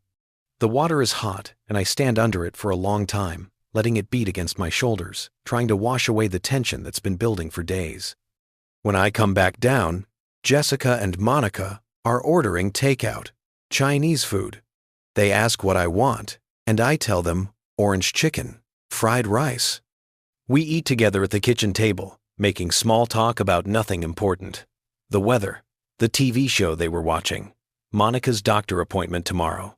It's all so normal, so painfully, artificially normal. And I sit there, eating orange chicken, nodding at appropriate times, pretending I don't know that in 48 hours everything explodes, pretending I'm still the David who doesn't know anything. The David who doesn't fight back. But I'm not that David anymore. I haven't been since Friday night. And on Friday at 10 a.m., they're going to find out exactly who I've become. Thursday passes like a held breath. I go through the motions at work, come home to the garage apartment, avoid the main house except for a brief, awkward dinner where Monica complains about heartburn and Jessica fusses over her like a mother hen. I sit there, fork in hand, nodding at appropriate times, my mind elsewhere. Tomorrow at 10 a.m., Jessica's world changes, and so does mine. That night I pack a bag, clothes for a week, toiletries, my laptop, the folder with all the evidence, everything I might need if I don't come back here for a while. Cole said the guest room is ready. Sarah's making up the bed with fresh sheets, stocking the bathroom with towels. They're treating this like I'm a refugee fleeing a war zone. Maybe I am. I text Amanda Chen at 11 p.m., "Still on for tomorrow." Her response comes quickly. Process server confirmed. 10 a.m. at her office building. He has her photo and workplace details. We'll call you as soon as service is complete. Thank you. Get some sleep. Tomorrow is going to be a long day. But sleep doesn't come. I lie in the dark, staring at the ceiling, thinking about Jessica's face when she gets handed those papers. Will she be shocked, angry, scared? Part of me wants to see it. Part of me never wants to see her again. At 2:17 a.m., I hear a truck pull into the driveway. Mark's truck. I recognize the sound of his diesel engine. I get up and go to the window. Mark gets out, but he's not alone. There's a woman with him, the same blonde from Saturday night. She's wearing different scrubs, blue this time instead of the cartoon ones, and they're laughing about something as they walk to his truck bed. He pulls out a duffel bag and hands it to her. She stands on her toes and kisses his cheek. It's quick, casual, familiar. The kiss of people who've done this many times before. I grab my phone and take photos. The truck, the woman, the duffel bag, the kiss, the timestamp showing 2:19 a.m., everything. They talk for another few minutes. I can't hear what they're saying, but their body language is easy, comfortable. Then she walks away down the street again, duffel bag over her shoulder, and Mark gets back in his truck and drives off. I added to my evidence file, Mark with unknown woman, 2:19 a.m. Thursday. Physical contact, exchange of bag, photos attached. Monica is upstairs in my bedroom, 7 months pregnant with Mark's baby, and he's out here at 2 a.m. with another woman, meeting her, kissing her, whatever else they're doing when they're not in my driveway. I wonder if Monica knows. I wonder if Jessica knows. I wonder if this is all part of their plan too, or if there are betrayals within betrayals, lies nested inside lies. I go back to bed, but don't sleep. Just watch the ceiling and wait for dawn. Friday morning arrives gray and cold. I'm up at 5:30, showered and dressed by 6. I have my bag packed, my evidence secured, my truck ready to go. The plan is simple. Go to work like normal, wait for Amanda's call confirming service, then drive straight to Cole's house. Don't stop at the garage apartment. Don't give Jessica a chance to corner me. Just go. At 7 a.m., I text Jessica. Heading to work early. Big delivery today. Might be late tonight. She responds, okay. Not okay or all right. Just okay. 2 letters. The minimal possible acknowledgement of my existence. In 3 hours, she gets divorce papers. In 3 hours, she learns that the accommodating husband has been documenting everything. That the man she pushed into the garage has been building a case against her. I wonder what that 2-letter response will look like then. The construction site is busy. The steel delivery I mentioned to Jessica is real. 12 tons of structural steel being craned into place for the upper floors. It requires my full attention. Coordinating the crane operator, checking the welds, making sure the pieces align correctly with the blueprints. It's dangerous work. One wrong measurement, one miscalculation, and people could die. It's exactly the kind of distraction I need. At 9:45 a.m., my phone is in my truck, volume turned all the way up. I check it compulsively between crane lifts. No calls yet, no texts, nothing.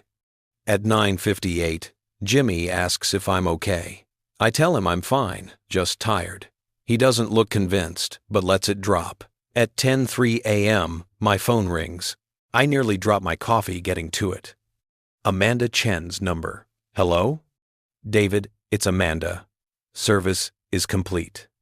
Jessica was served at 10:01 a.m. in the lobby of her office building. The process server reported she appeared shocked, then angry.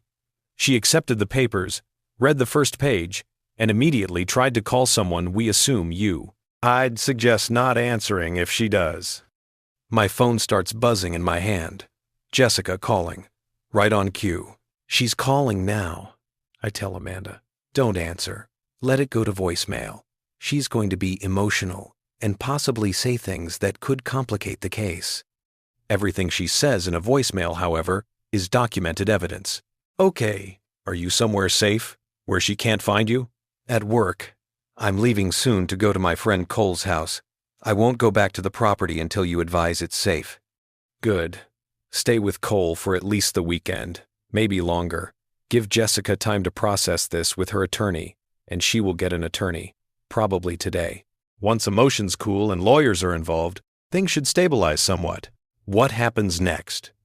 She has 30 days to file a response to the divorce petition. In the meantime, the temporary restraining order on assets is in effect. She can't move more money, sell anything, or make major financial decisions without court approval.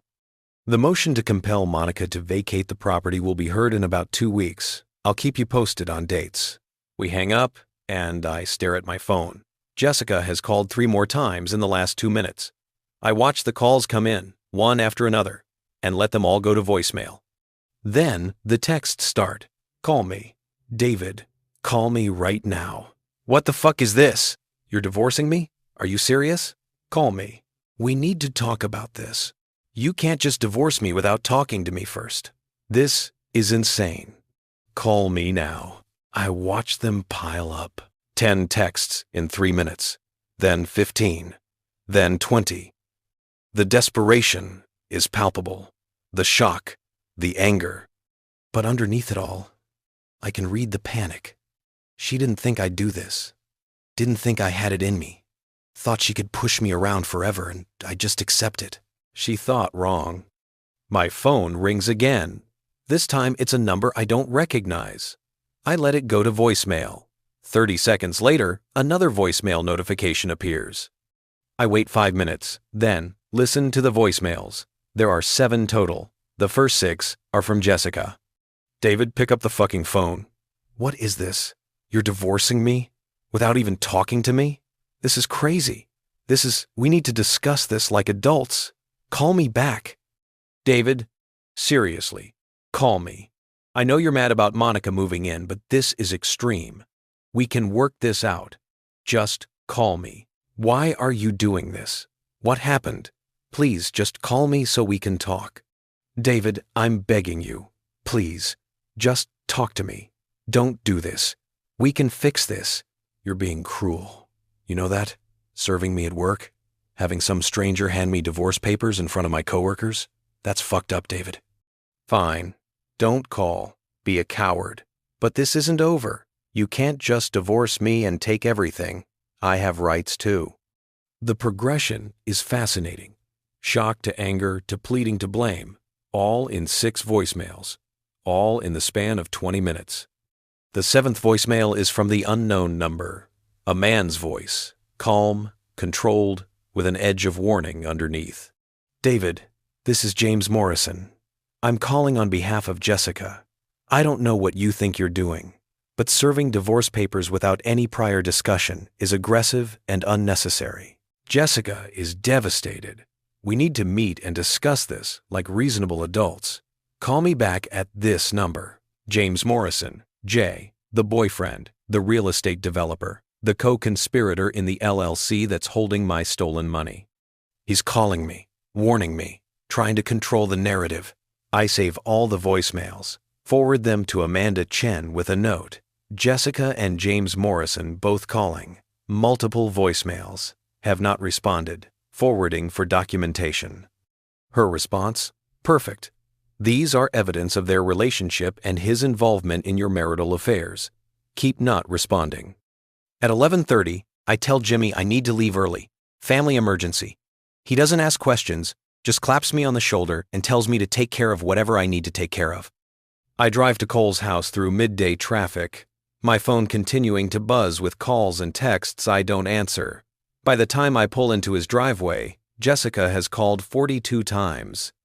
James Morrison has called 6 times. There are 93 unread text messages. I turn my phone on Do Not Disturb and leave it in the truck. Sarah opens the door before I can knock. She's a small woman with kind eyes and the sort of warm, practical energy that makes you feel immediately safe. She pulls me into a hug. Cole told me everything. She says, I'm so sorry, David. Come in. The guest room is ready. I made soup. I know you probably can't eat, but it's there if you want it. The guest room is at the back of the house, quiet and comfortable. There's a queen bed with a thick duvet, a reading chair by the window, a bookshelf full of novels. It feels like a sanctuary. I drop my bag and go back downstairs. Cole is in his home office, on the phone. He waves me in, and I sit in the chair across from his desk while he finishes his call. That was Amanda. He says, when he hangs up, she wanted to make sure you got here safely. Also wanted to give you a heads up. She expects Jessica's attorney to reach out early next week. This is going to move fast. Good. You holding up?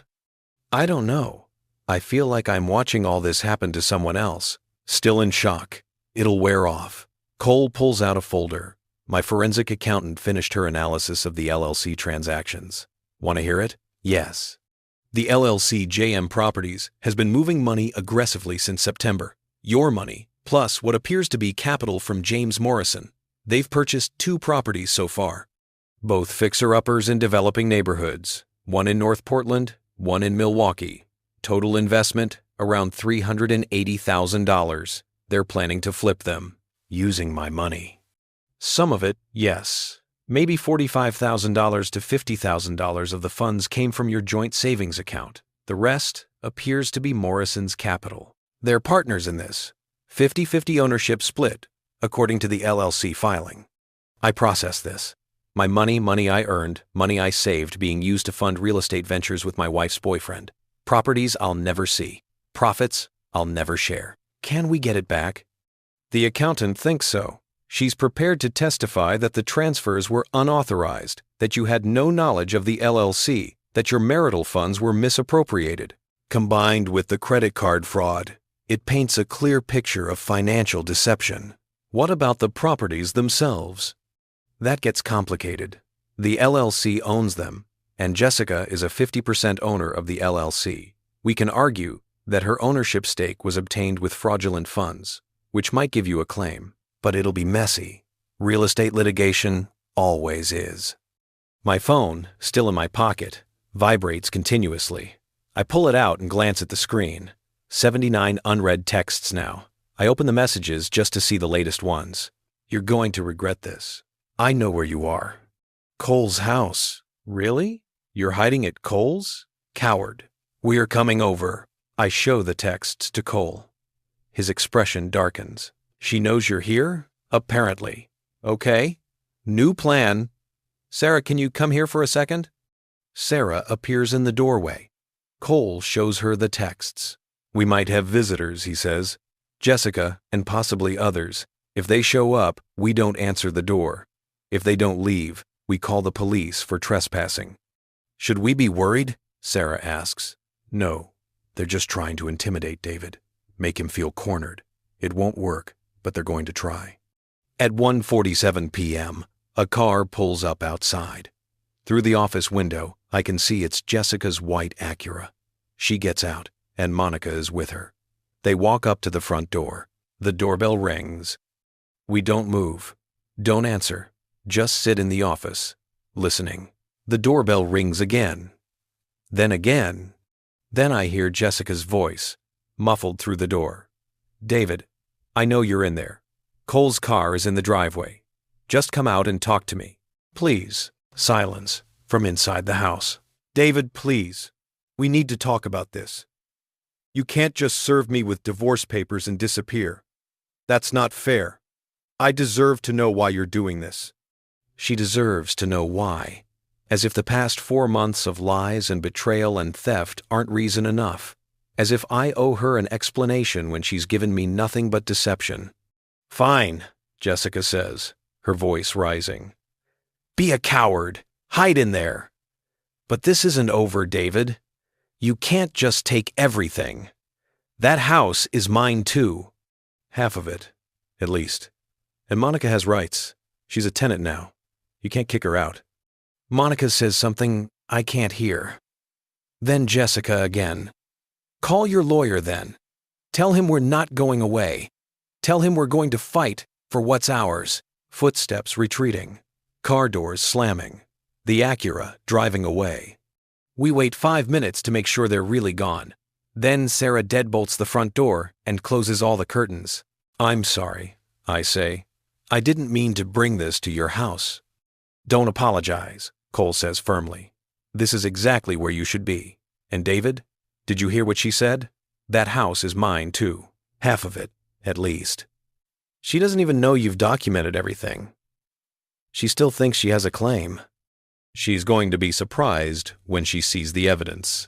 She's going to be destroyed when she sees the evidence, Cole corrects. And I know part of you feels bad about that. But remember, she did this. She planned this. She stole from you. She committed fraud in your name. She moved her sister into your bedroom and her boyfriend's hands into your bank account. Whatever happens to her now, she earned it. Whatever happens. He's right. I know he's right. But there's still a small part of me, the part that loved her, that married her, that believed in us, that feels guilty for what's coming. That part is going to have to learn to live with it. The rest of Friday passes quietly. I help Sarah make dinner, chicken and vegetables, simple and comforting. Cole's kids come home from school, and they're excited to see me, asking if I'm sleeping over, if we can play video games after dinner. Their innocence is refreshing. They don't know about divorce and betrayal and stolen money. They just know Uncle David is visiting, and that's fun. We play Mario Kart until their bedtime. I let them win most of the races.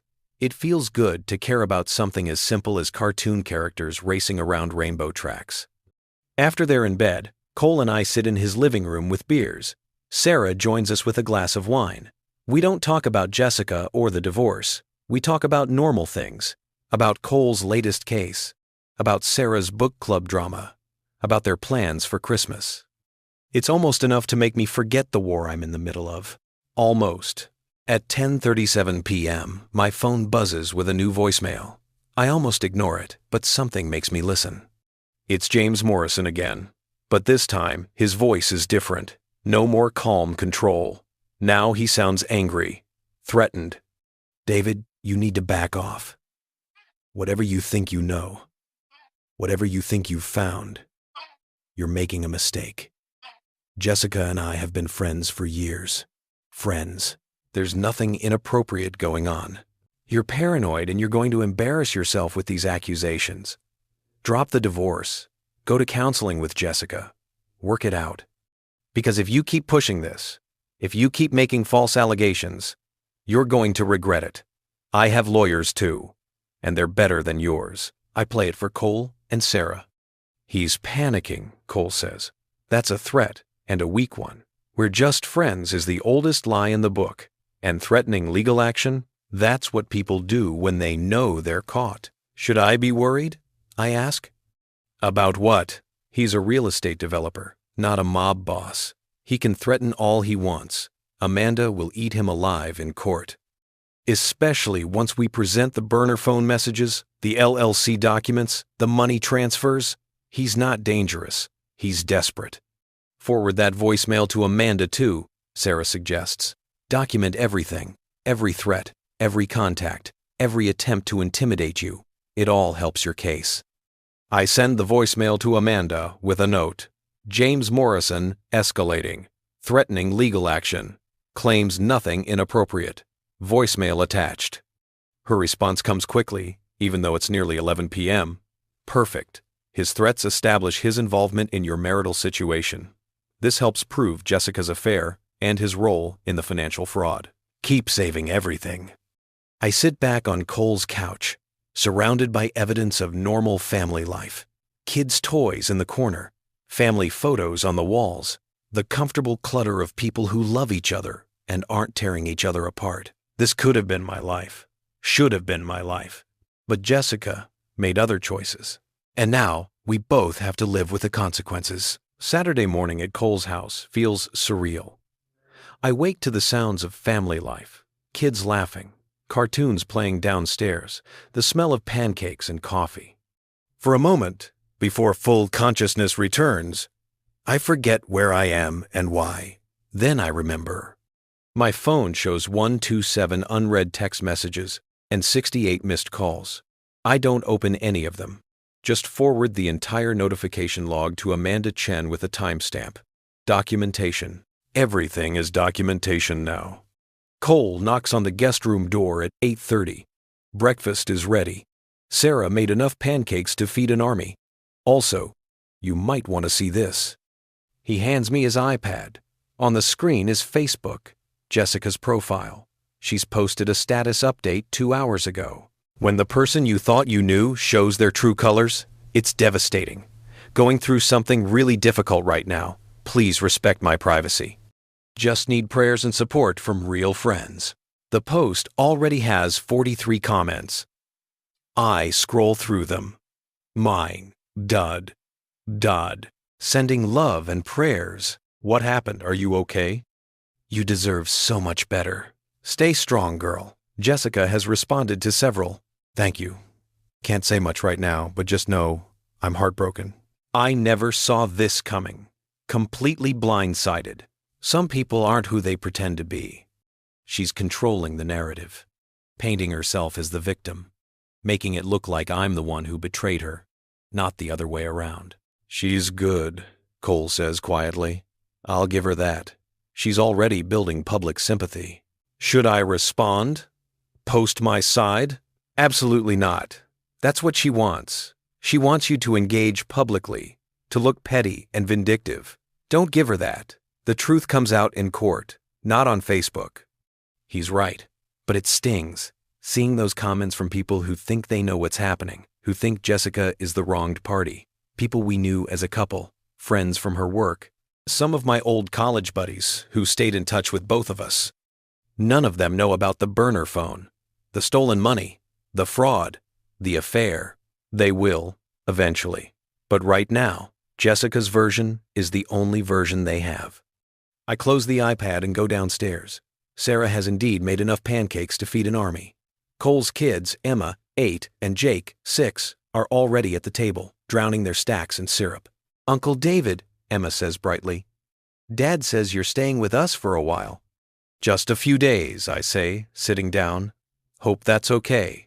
It's awesome. Can we go to the park later? Dad always says he's too busy, but maybe you'll take us? I look at Cole, who shrugs. I actually do have to work for a few hours today. A conference call with a client. If you're up for it. The park would be great. Wear them out so they sleep well tonight. Sure, I say. Park sounds good. It does sound good. Normal. Uncomplicated. A task with clear parameters and a successful outcome. Take kids to park. Push them on swings. Watch them run around. Bring them home tired and happy. Simple. After breakfast, while Cole is on his conference call, I sit in the guest room and finally open some of the text messages. Most are from Jessica, variations on the same themes. This is crazy. We need to talk. You're being cruel. I can't believe you're doing this. Call me. But there are others too. From Monica. David, Jessica is a mess. How could you do this to her? She's been nothing but good to you. You're making a huge mistake. The baby needs stability, and you're destroying our family. Mark says you're probably having a midlife crisis. That's what this is, right? You'll regret this when you come to your senses. Mark says, interesting that Mark has an opinion about my divorce, considering he's apparently too busy with his side piece to worry about his pregnant wife. There are messages from Jessica's friends, people I barely know, weighing in on my marriage. Jessica deserves better than this. Real men don't abandon their wives. Hope you're happy with yourself. And then, buried in the avalanche, one message from a number I don't recognize. You don't know me, but I know what's happening. We should talk. Meet me at Powell's Books, coffee shop section, 2 p.m. today. I'll be wearing a red jacket. Come alone. I stare at this message for a long time. It came in yesterday at 4:17 p.m., just hours after Jessica was served. Someone who knows what's happening. Someone who wants to talk. Could be a trap. Could be Jessica or James trying to get me to meet them somewhere public, create a scene, make me look unstable. Could also be someone with information. I screenshot the message and send it to Cole and Amanda Chen. Received this yesterday. Thoughts? Should I go? Amanda responds first. Could be valuable intel. Could be a setup. If you go, bring someone with you. Don't go alone. And record the conversation on your phone if Oregon is a one-party consent state, which it is. Cole messages, I can take you. Sarah can watch the kids. Let's do this. Powell's Books is a Portland institution. A full city block of new and used books, the kind of independent bookstore that makes you believe in the future of physical media. The coffee shop section is on the 3rd floor, tucked into a corner with mismatched chairs and the smell of espresso and old paper. Cole and I arrive at 1:55 p.m. He's wearing jeans and a casual jacket, trying to look unobtrusive. I've got my phone in my shirt pocket. Recording app activated. We scan the coffee shop for someone in a red jacket.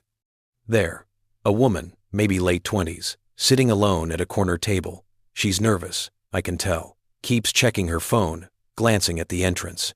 When she sees me, she makes eye contact and nods slightly. That's her, I tell Cole. I'll get coffee and sit nearby, close enough to help if something goes wrong, far enough to not be obvious. I approach the table. I'm David. Sit, she says quietly. Please. Up close, she's pretty in a tired way. Blonde hair pulled back in a ponytail, minimal makeup, wearing scrubs under the red jacket. And suddenly, I recognize her. You're the woman, I say, from Mark's truck, 2 weeks ago, and Thursday night. Her eyes widen. You saw that? I saw. She closes her eyes briefly, then nods. Okay, that makes this easier, I guess. My name is Kayla. I'm a pediatric nurse at Legacy Emmanuel, and I'm sleeping with Mark Morrison. Morrison. Mark's last name is Morrison? Yeah, he's James Morrison's younger brother. Didn't you know that? The world tilts slightly. Mark Morrison, James Morrison, brothers. No, I say slowly, I didn't know that. Jessica never mentioned it. Monica never mentioned it. They wouldn't. It complicates the story. Kayla takes a sip of her coffee. It looks cold, like she's been nursing it for a while. Look, I'm not proud of this. I didn't know Mark was married when we started seeing each other last year. He told me he was single, that he lived alone, that he was ready for a relationship. By the time I found out about Monica, I was already invested. Last year, I repeat. So before Monica got pregnant, way before, we've been together for almost 18 months. And David, I need you to know something, because I think you're getting screwed, and it's not fair. She leans forward, lowering her voice. Monica's baby isn't Mark's. The coffee shop noise fades to white static. What? The baby. It's not Mark's. I know because Mark and I have been together the whole time. I know when Monica supposedly conceived February, right? 7 months ago? Mark was with me in Hawaii that entire week. We took a trip for my birthday. I have photos, receipts, everything. He couldn't have gotten Monica pregnant because he wasn't anywhere near her. My mind races. Then whose baby is it? I don't know for sure, but I've heard him on the phone with James, talking about the plan and how Monica's doing her part and how once the baby comes, everything changes. They talk in code mostly, but I'm not stupid. Something's going on. Something involving you and your wife. My wife is having an affair with James, I say, Mark's brother. Kayla nods, like this confirms something. That makes sense. James has money. Real estate money. And he's always been the ambitious one. The schemer. Mark just follows along, does what James tells him to. Why are you telling me this? She looks down at her coffee cup. Because I'm tired of being part of someone else's lies. Because Mark promised me he was leaving Monica after the baby came, but now I think that was never true. Because I heard him on the phone last night, laughing about how David's a sucker and how Jessica really played him. I don't know you, David, but I know what it's like to be played. And I'm done being quiet about it. I pull out my phone, open the recording app interface so she can see it. I'm recording this. Do I have your permission to keep recording? Yes, record everything. I'll testify if you need me to. I'll show you the Hawaii photos, the receipts, everything. I want Mark to know what it feels like when someone exposes the truth. Can you send me those photos? The Hawaii trip from February? She pulls out her phone and starts airdropping files. My phone pings repeatedly as photos load. Mark and Kayla on a beach, at a restaurant, in front of a hotel with a date stamp. February 14 to 21, 2025. February, when Monica supposedly conceived. Monica's due date is February 14th, I say, doing the math backward, which means conception would have been around early May, not February. Exactly, Kayla says. I thought about that too. Someone's lying about the due date, or about when she got pregnant, or about who the father is, or all three. We sit in silence for a moment. Cole catches my eye from his table across the room, raises his eyebrows in question. I give him a small nod. Everything's okay. There's more, Kayla says. Mark has been moving money, large amounts, into offshore accounts. He made me help him set some of it up, because I have family in the Cayman Islands, and he thought I'd know how to do it. I didn't, but he insisted, so I asked my uncle who works in banking down there. Mark's been transferring money every month since August. Tens of thousands of dollars. Where's the money coming from? He says his pharmaceutical sales commissions. But David, I've seen his pay stubs. He doesn't make that much. Not enough to be moving $50,000 to the Caymans. $50,000. The same amount that's missing from my joint savings account. Is it possible, I say slowly, that the money is coming from somewhere else? From someone else? You mean from Jessica? From your accounts? Or from James? From an LLC they set up together? Kayla's eyes widen. Oh my God, they're all in it together. All four of them. James and Jessica, Mark and Monica. They've been planning this. Planning what, exactly? I don't know. But whatever it is, it involves your money, your house, and that baby that probably isn't even Mark's. I feel Cole's hand on my shoulder. He's moved to our table without me noticing. David, you need to hear this, he says, holding out his phone. Amanda just sent this. On his screen is a court filing. Emergency motion from Jessica's attorney, filed an hour ago. Emergency motion for temporary spousal support and exclusive use of marital residence. Petitioner Jessica Thornton requests immediate spousal support in the amount of $3,500 per month and exclusive use of the marital home. Citing respondent David Thornton's abandonment of the marital residence and his failure to provide financial support during this difficult time. Abandonment, I say. She kicked me out, and now she's claiming I abandoned her. It gets worse, Cole says. Look at the supporting declaration. I scroll down. Jessica's sworn statement, signed and notarized. My husband David became increasingly unstable and controlling over the past several months. When my sister Monica needed a place to stay due to pregnancy complications and housing insecurity, David became irrationally angry. He moved himself to the garage apartment and refused to sleep in the same room as me, claiming he needed space. He stopped contributing to household expenses and became verbally abusive. I feared for my safety and my sister's safety.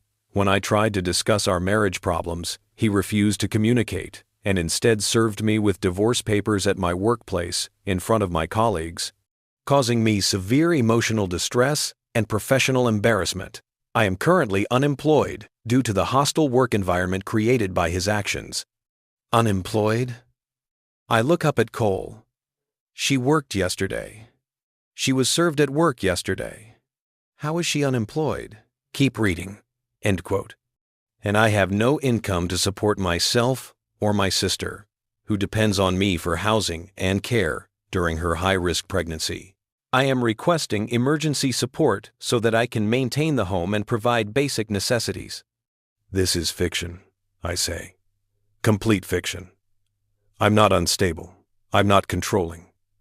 I didn't refuse to communicate, she announced. Monica was moving in and I was moving out.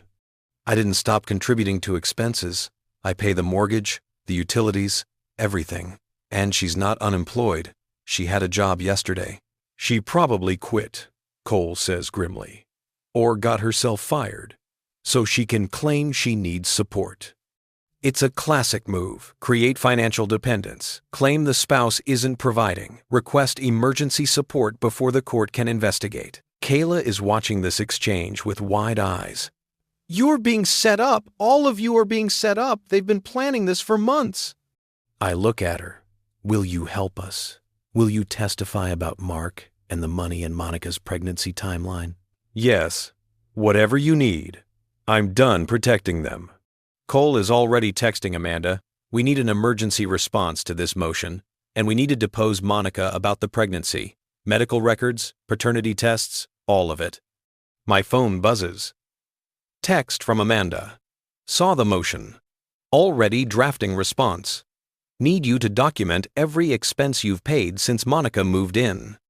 Every mortgage payment, utility bill, grocery receipt, everything.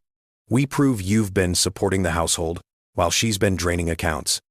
I text back, have everything documented. Also have new witness. Can she testify about Mark Morrison and offshore accounts and about Monica's pregnancy timeline not adding up? Bring her to my office Monday morning, 9 a.m. This changes everything. We leave Powell's with Kayla's contact information and a promise that she'll send more documentation. Cole drives us back to his house in silence. When we pull into the driveway, he turns to me. You know what this means, right? Tell me. This isn't just about divorce. This isn't even just about financial fraud. This is a coordinated conspiracy involving at least 4 people: Jessica, James, Mark, and Monica, possibly more. They've been planning to defraud you, frame you as unstable and controlling, claim you abandoned your wife, force you out of your house, and split whatever they can extract from you. The baby is part of it somehow, maybe to create sympathy, maybe to establish Monica's tenancy more permanently, maybe something else we haven't figured out yet. But if the baby isn't Mark's, then whose is it? And why go through this whole pregnancy charade? Why move Monica into your house specifically? Why the timing of everything? I think about the timeline. Monica supposedly conceived in early May. The affair between Jessica and James started in August, based on the burner phone messages. Monica moved in November. The money transfers started in September. What if, I say slowly, the baby is James's? Cole's eyes widen. That would explain why Monica needed to be somewhere stable and supported. James is having an affair with your wife, but he also got his brother's wife pregnant. Maybe that's why Mark is getting paid off hush money for going along with the story that the baby is his. And why Monica needed to move in with us. Because James couldn't support her openly without exposing the affair. But Jessica could, under the guise of helping family. Which means Jessica has been supporting her boyfriend's baby mama, Cole finishes, using your house, your resources, your money. We sit in the truck, watching the pieces fall into place. It's audacious. It's cruel. It's almost brilliant in its complexity. And if we can prove it, it destroys all of them. Monday, Cole says, we take Kayla to Amanda. We get medical records. We force paternity testing. We expose everything. Monday, I agree. But first, we have to get through the weekend, through Jessica's false narrative, through the emergency motion claiming I'm unstable and controlling, through the social media posts and the sympathetic comments from people who don't know the truth, through the silence of knowing what I know and having to wait to use it. I go inside and play video games with Emma and Jake. We order pizza for dinner. Sarah makes popcorn, and we watch a Pixar movie. I help put the kids to bed, reading Jake a story about dinosaurs until he falls asleep clutching a stuffed stegosaurus. Normal family things. The kind of things I thought I'd have someday with Jessica.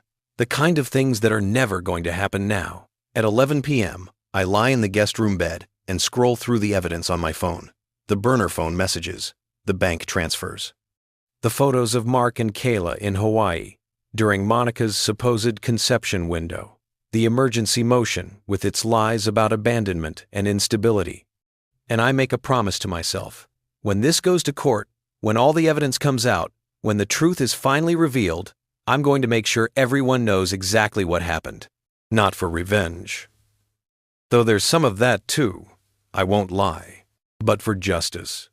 For the principle that you can't just destroy someone and walk away clean. They thought I'd never fight back. They were wrong. Sunday morning I wake to my phone vibrating on the nightstand.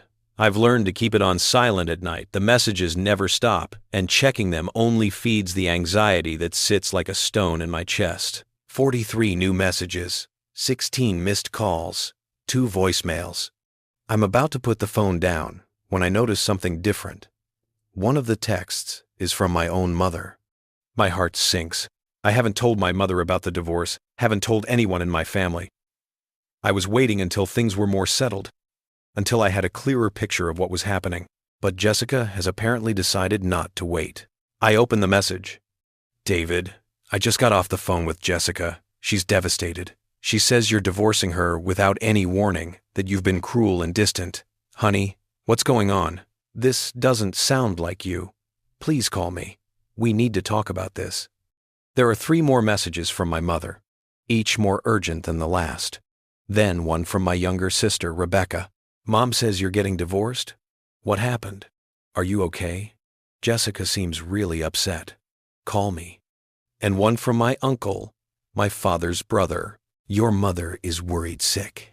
Whatever's going on with you and Jessica, you need to handle it better than this. That girl is family. You don't just throw away family. That girl is family. Jessica has been part of my life for 4 years. My family has known her for 4 years. In that time, she's been to every holiday, every birthday, every family gathering. She's charmed them all with her smile and her thoughtfulness, and her ability to remember everyone's preferences and stories. Of course they believe her version. Of course they think I'm the problem. I text my mother. It's complicated. I'll call you today. Please don't believe everything Jessica tells you. There's more to this story. Then I text Rebecca. I'm okay. Jessica is not telling you everything. I'll explain when we can talk in person. I don't respond to my uncle. What would I say? That the family he's defending has been stealing from me? That she's been planning this for months? That nothing about our marriage was real? He wouldn't believe me. Not without proof. And the proof is coming. Just not yet. Downstairs, Sarah is making French toast. Cole is at the table with his laptop, reviewing documents. He looks up when I come in. Sleep at all? Some. Jessica's been calling my family. His expression darkens. Of course she has. Control the narrative. Get to your family before you can. Classic manipulation. My mother thinks I'm being cruel to her. Your mother doesn't have all the facts. When she does, she'll understand. Will she? I pour coffee, my hands not quite steady. What if she doesn't? What if nobody believes me? Jessica's already building this story about how I'm unstable and controlling. What if people believe her? Sarah puts a hand on my shoulder. David, the truth always comes out.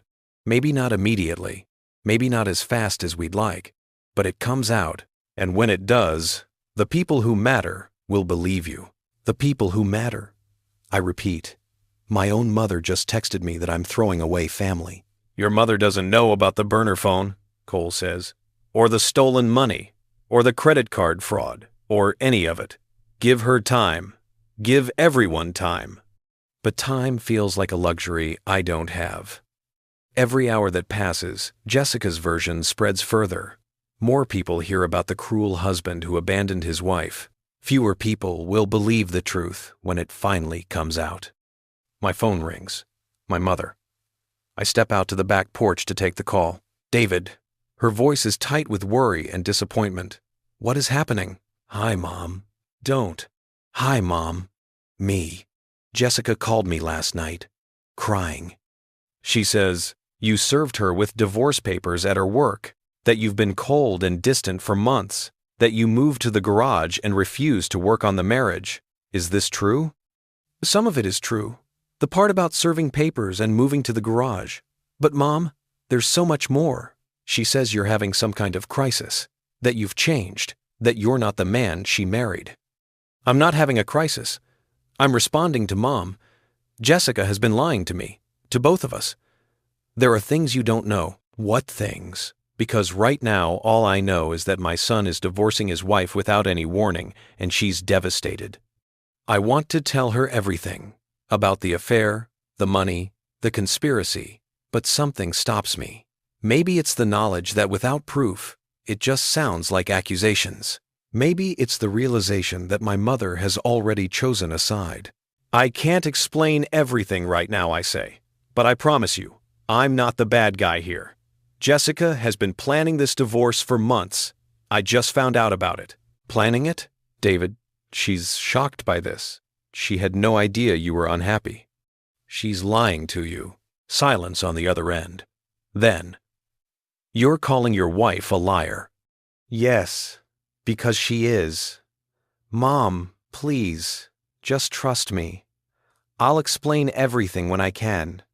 But right now, I need you to not take sides until you have all the information. I'm your mother. I'm on your side. But David, you're not making sense. You sound paranoid. Paranoid. The same word Jessica used in her court filing. The same narrative she's spreading. I have to go, I say. I'll call you later this week. David?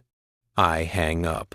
Stand on Cole's back porch in the cold November air, watching my breath form clouds, feeling the weight of how thoroughly Jessica has outmaneuvered me in the court of public opinion. She's had months to prepare. I've had days. And she's winning. At noon, my phone buzzes with an email. Not from Jessica or my family. From someone named Dr. Patricia Hendricks at Oregon Health and Science University. Dear Mr. Thornton, I'm writing to you because I believe you deserve to know the truth about a situation that involves you indirectly. My name is Dr. Patricia Hendricks, and I'm an OB/GYN at OHSU. Monica Morrison has been my patient since July. I'm reaching out because during a recent appointment, Monica mentioned that she's been staying with her sister and brother-in-law, and that there have been complications regarding the pregnancy timeline and paternity. I cannot and will not share Monica's medical records without her consent. However, I can tell you that based on my examinations and ultrasounds, Monica's due date is approximately March 15th, not February 14th, as she's been telling people. This would place conception around mid-June, not early May. Additionally, Monica has requested paternity testing after the birth, which suggests uncertainty about the father's identity. I'm sharing this information because Monica mentioned during her last appointment that she feels guilty about the plan and that she's worried about what's going to happen when everything comes. She was quite distressed.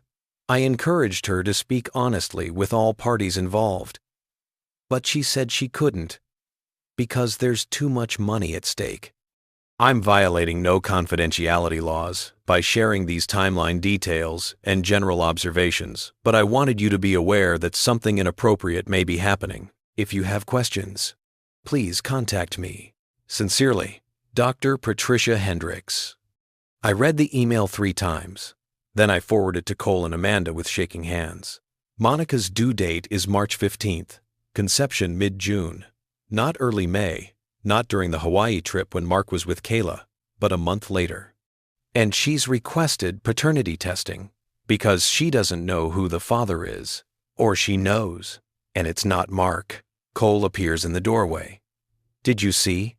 I saw. This is incredible. A doctor willing to testify about timeline discrepancies, about Monica's distress, about the plan. David, this is the smoking gun. My phone rings.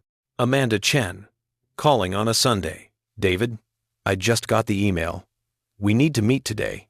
This changes everything. Can you come to my office in an hour? Yes. Should I bring Kayla? Already called her. She's meeting us there. Cole, too. We need to strategize for tomorrow's emergency hearing. There's a hearing tomorrow?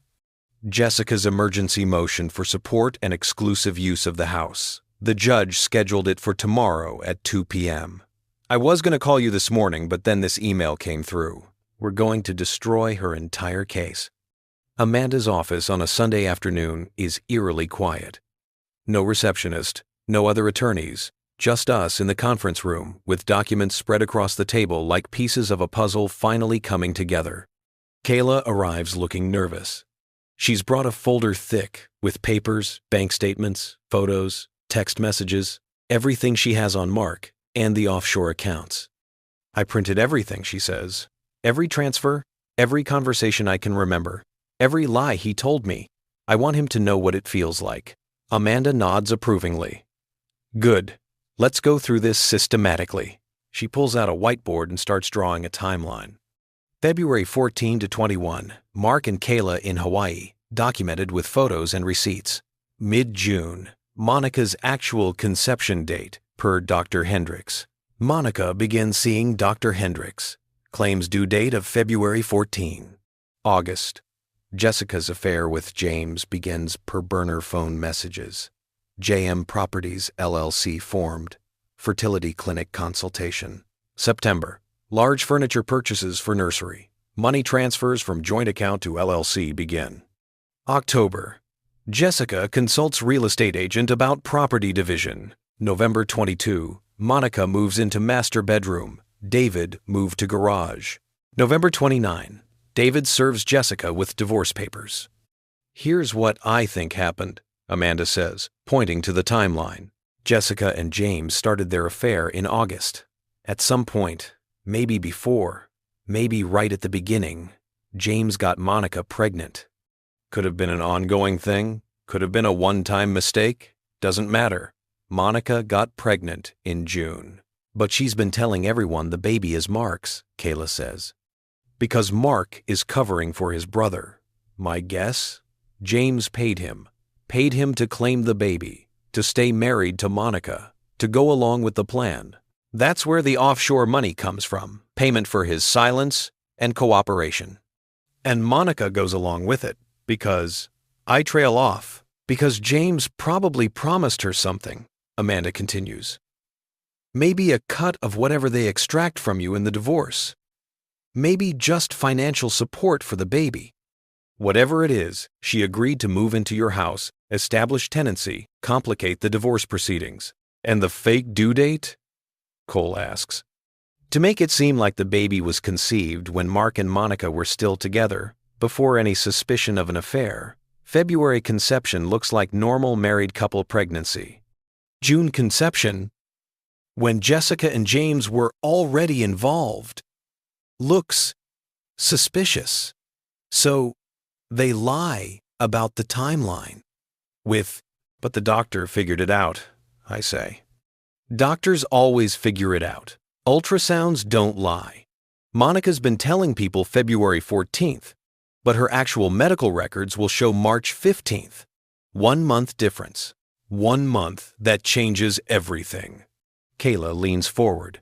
Dr. Hendricks said Monica feels guilty, that she mentioned the plan and money at stake. She's cracking. Which is why we need to move fast, Amanda says.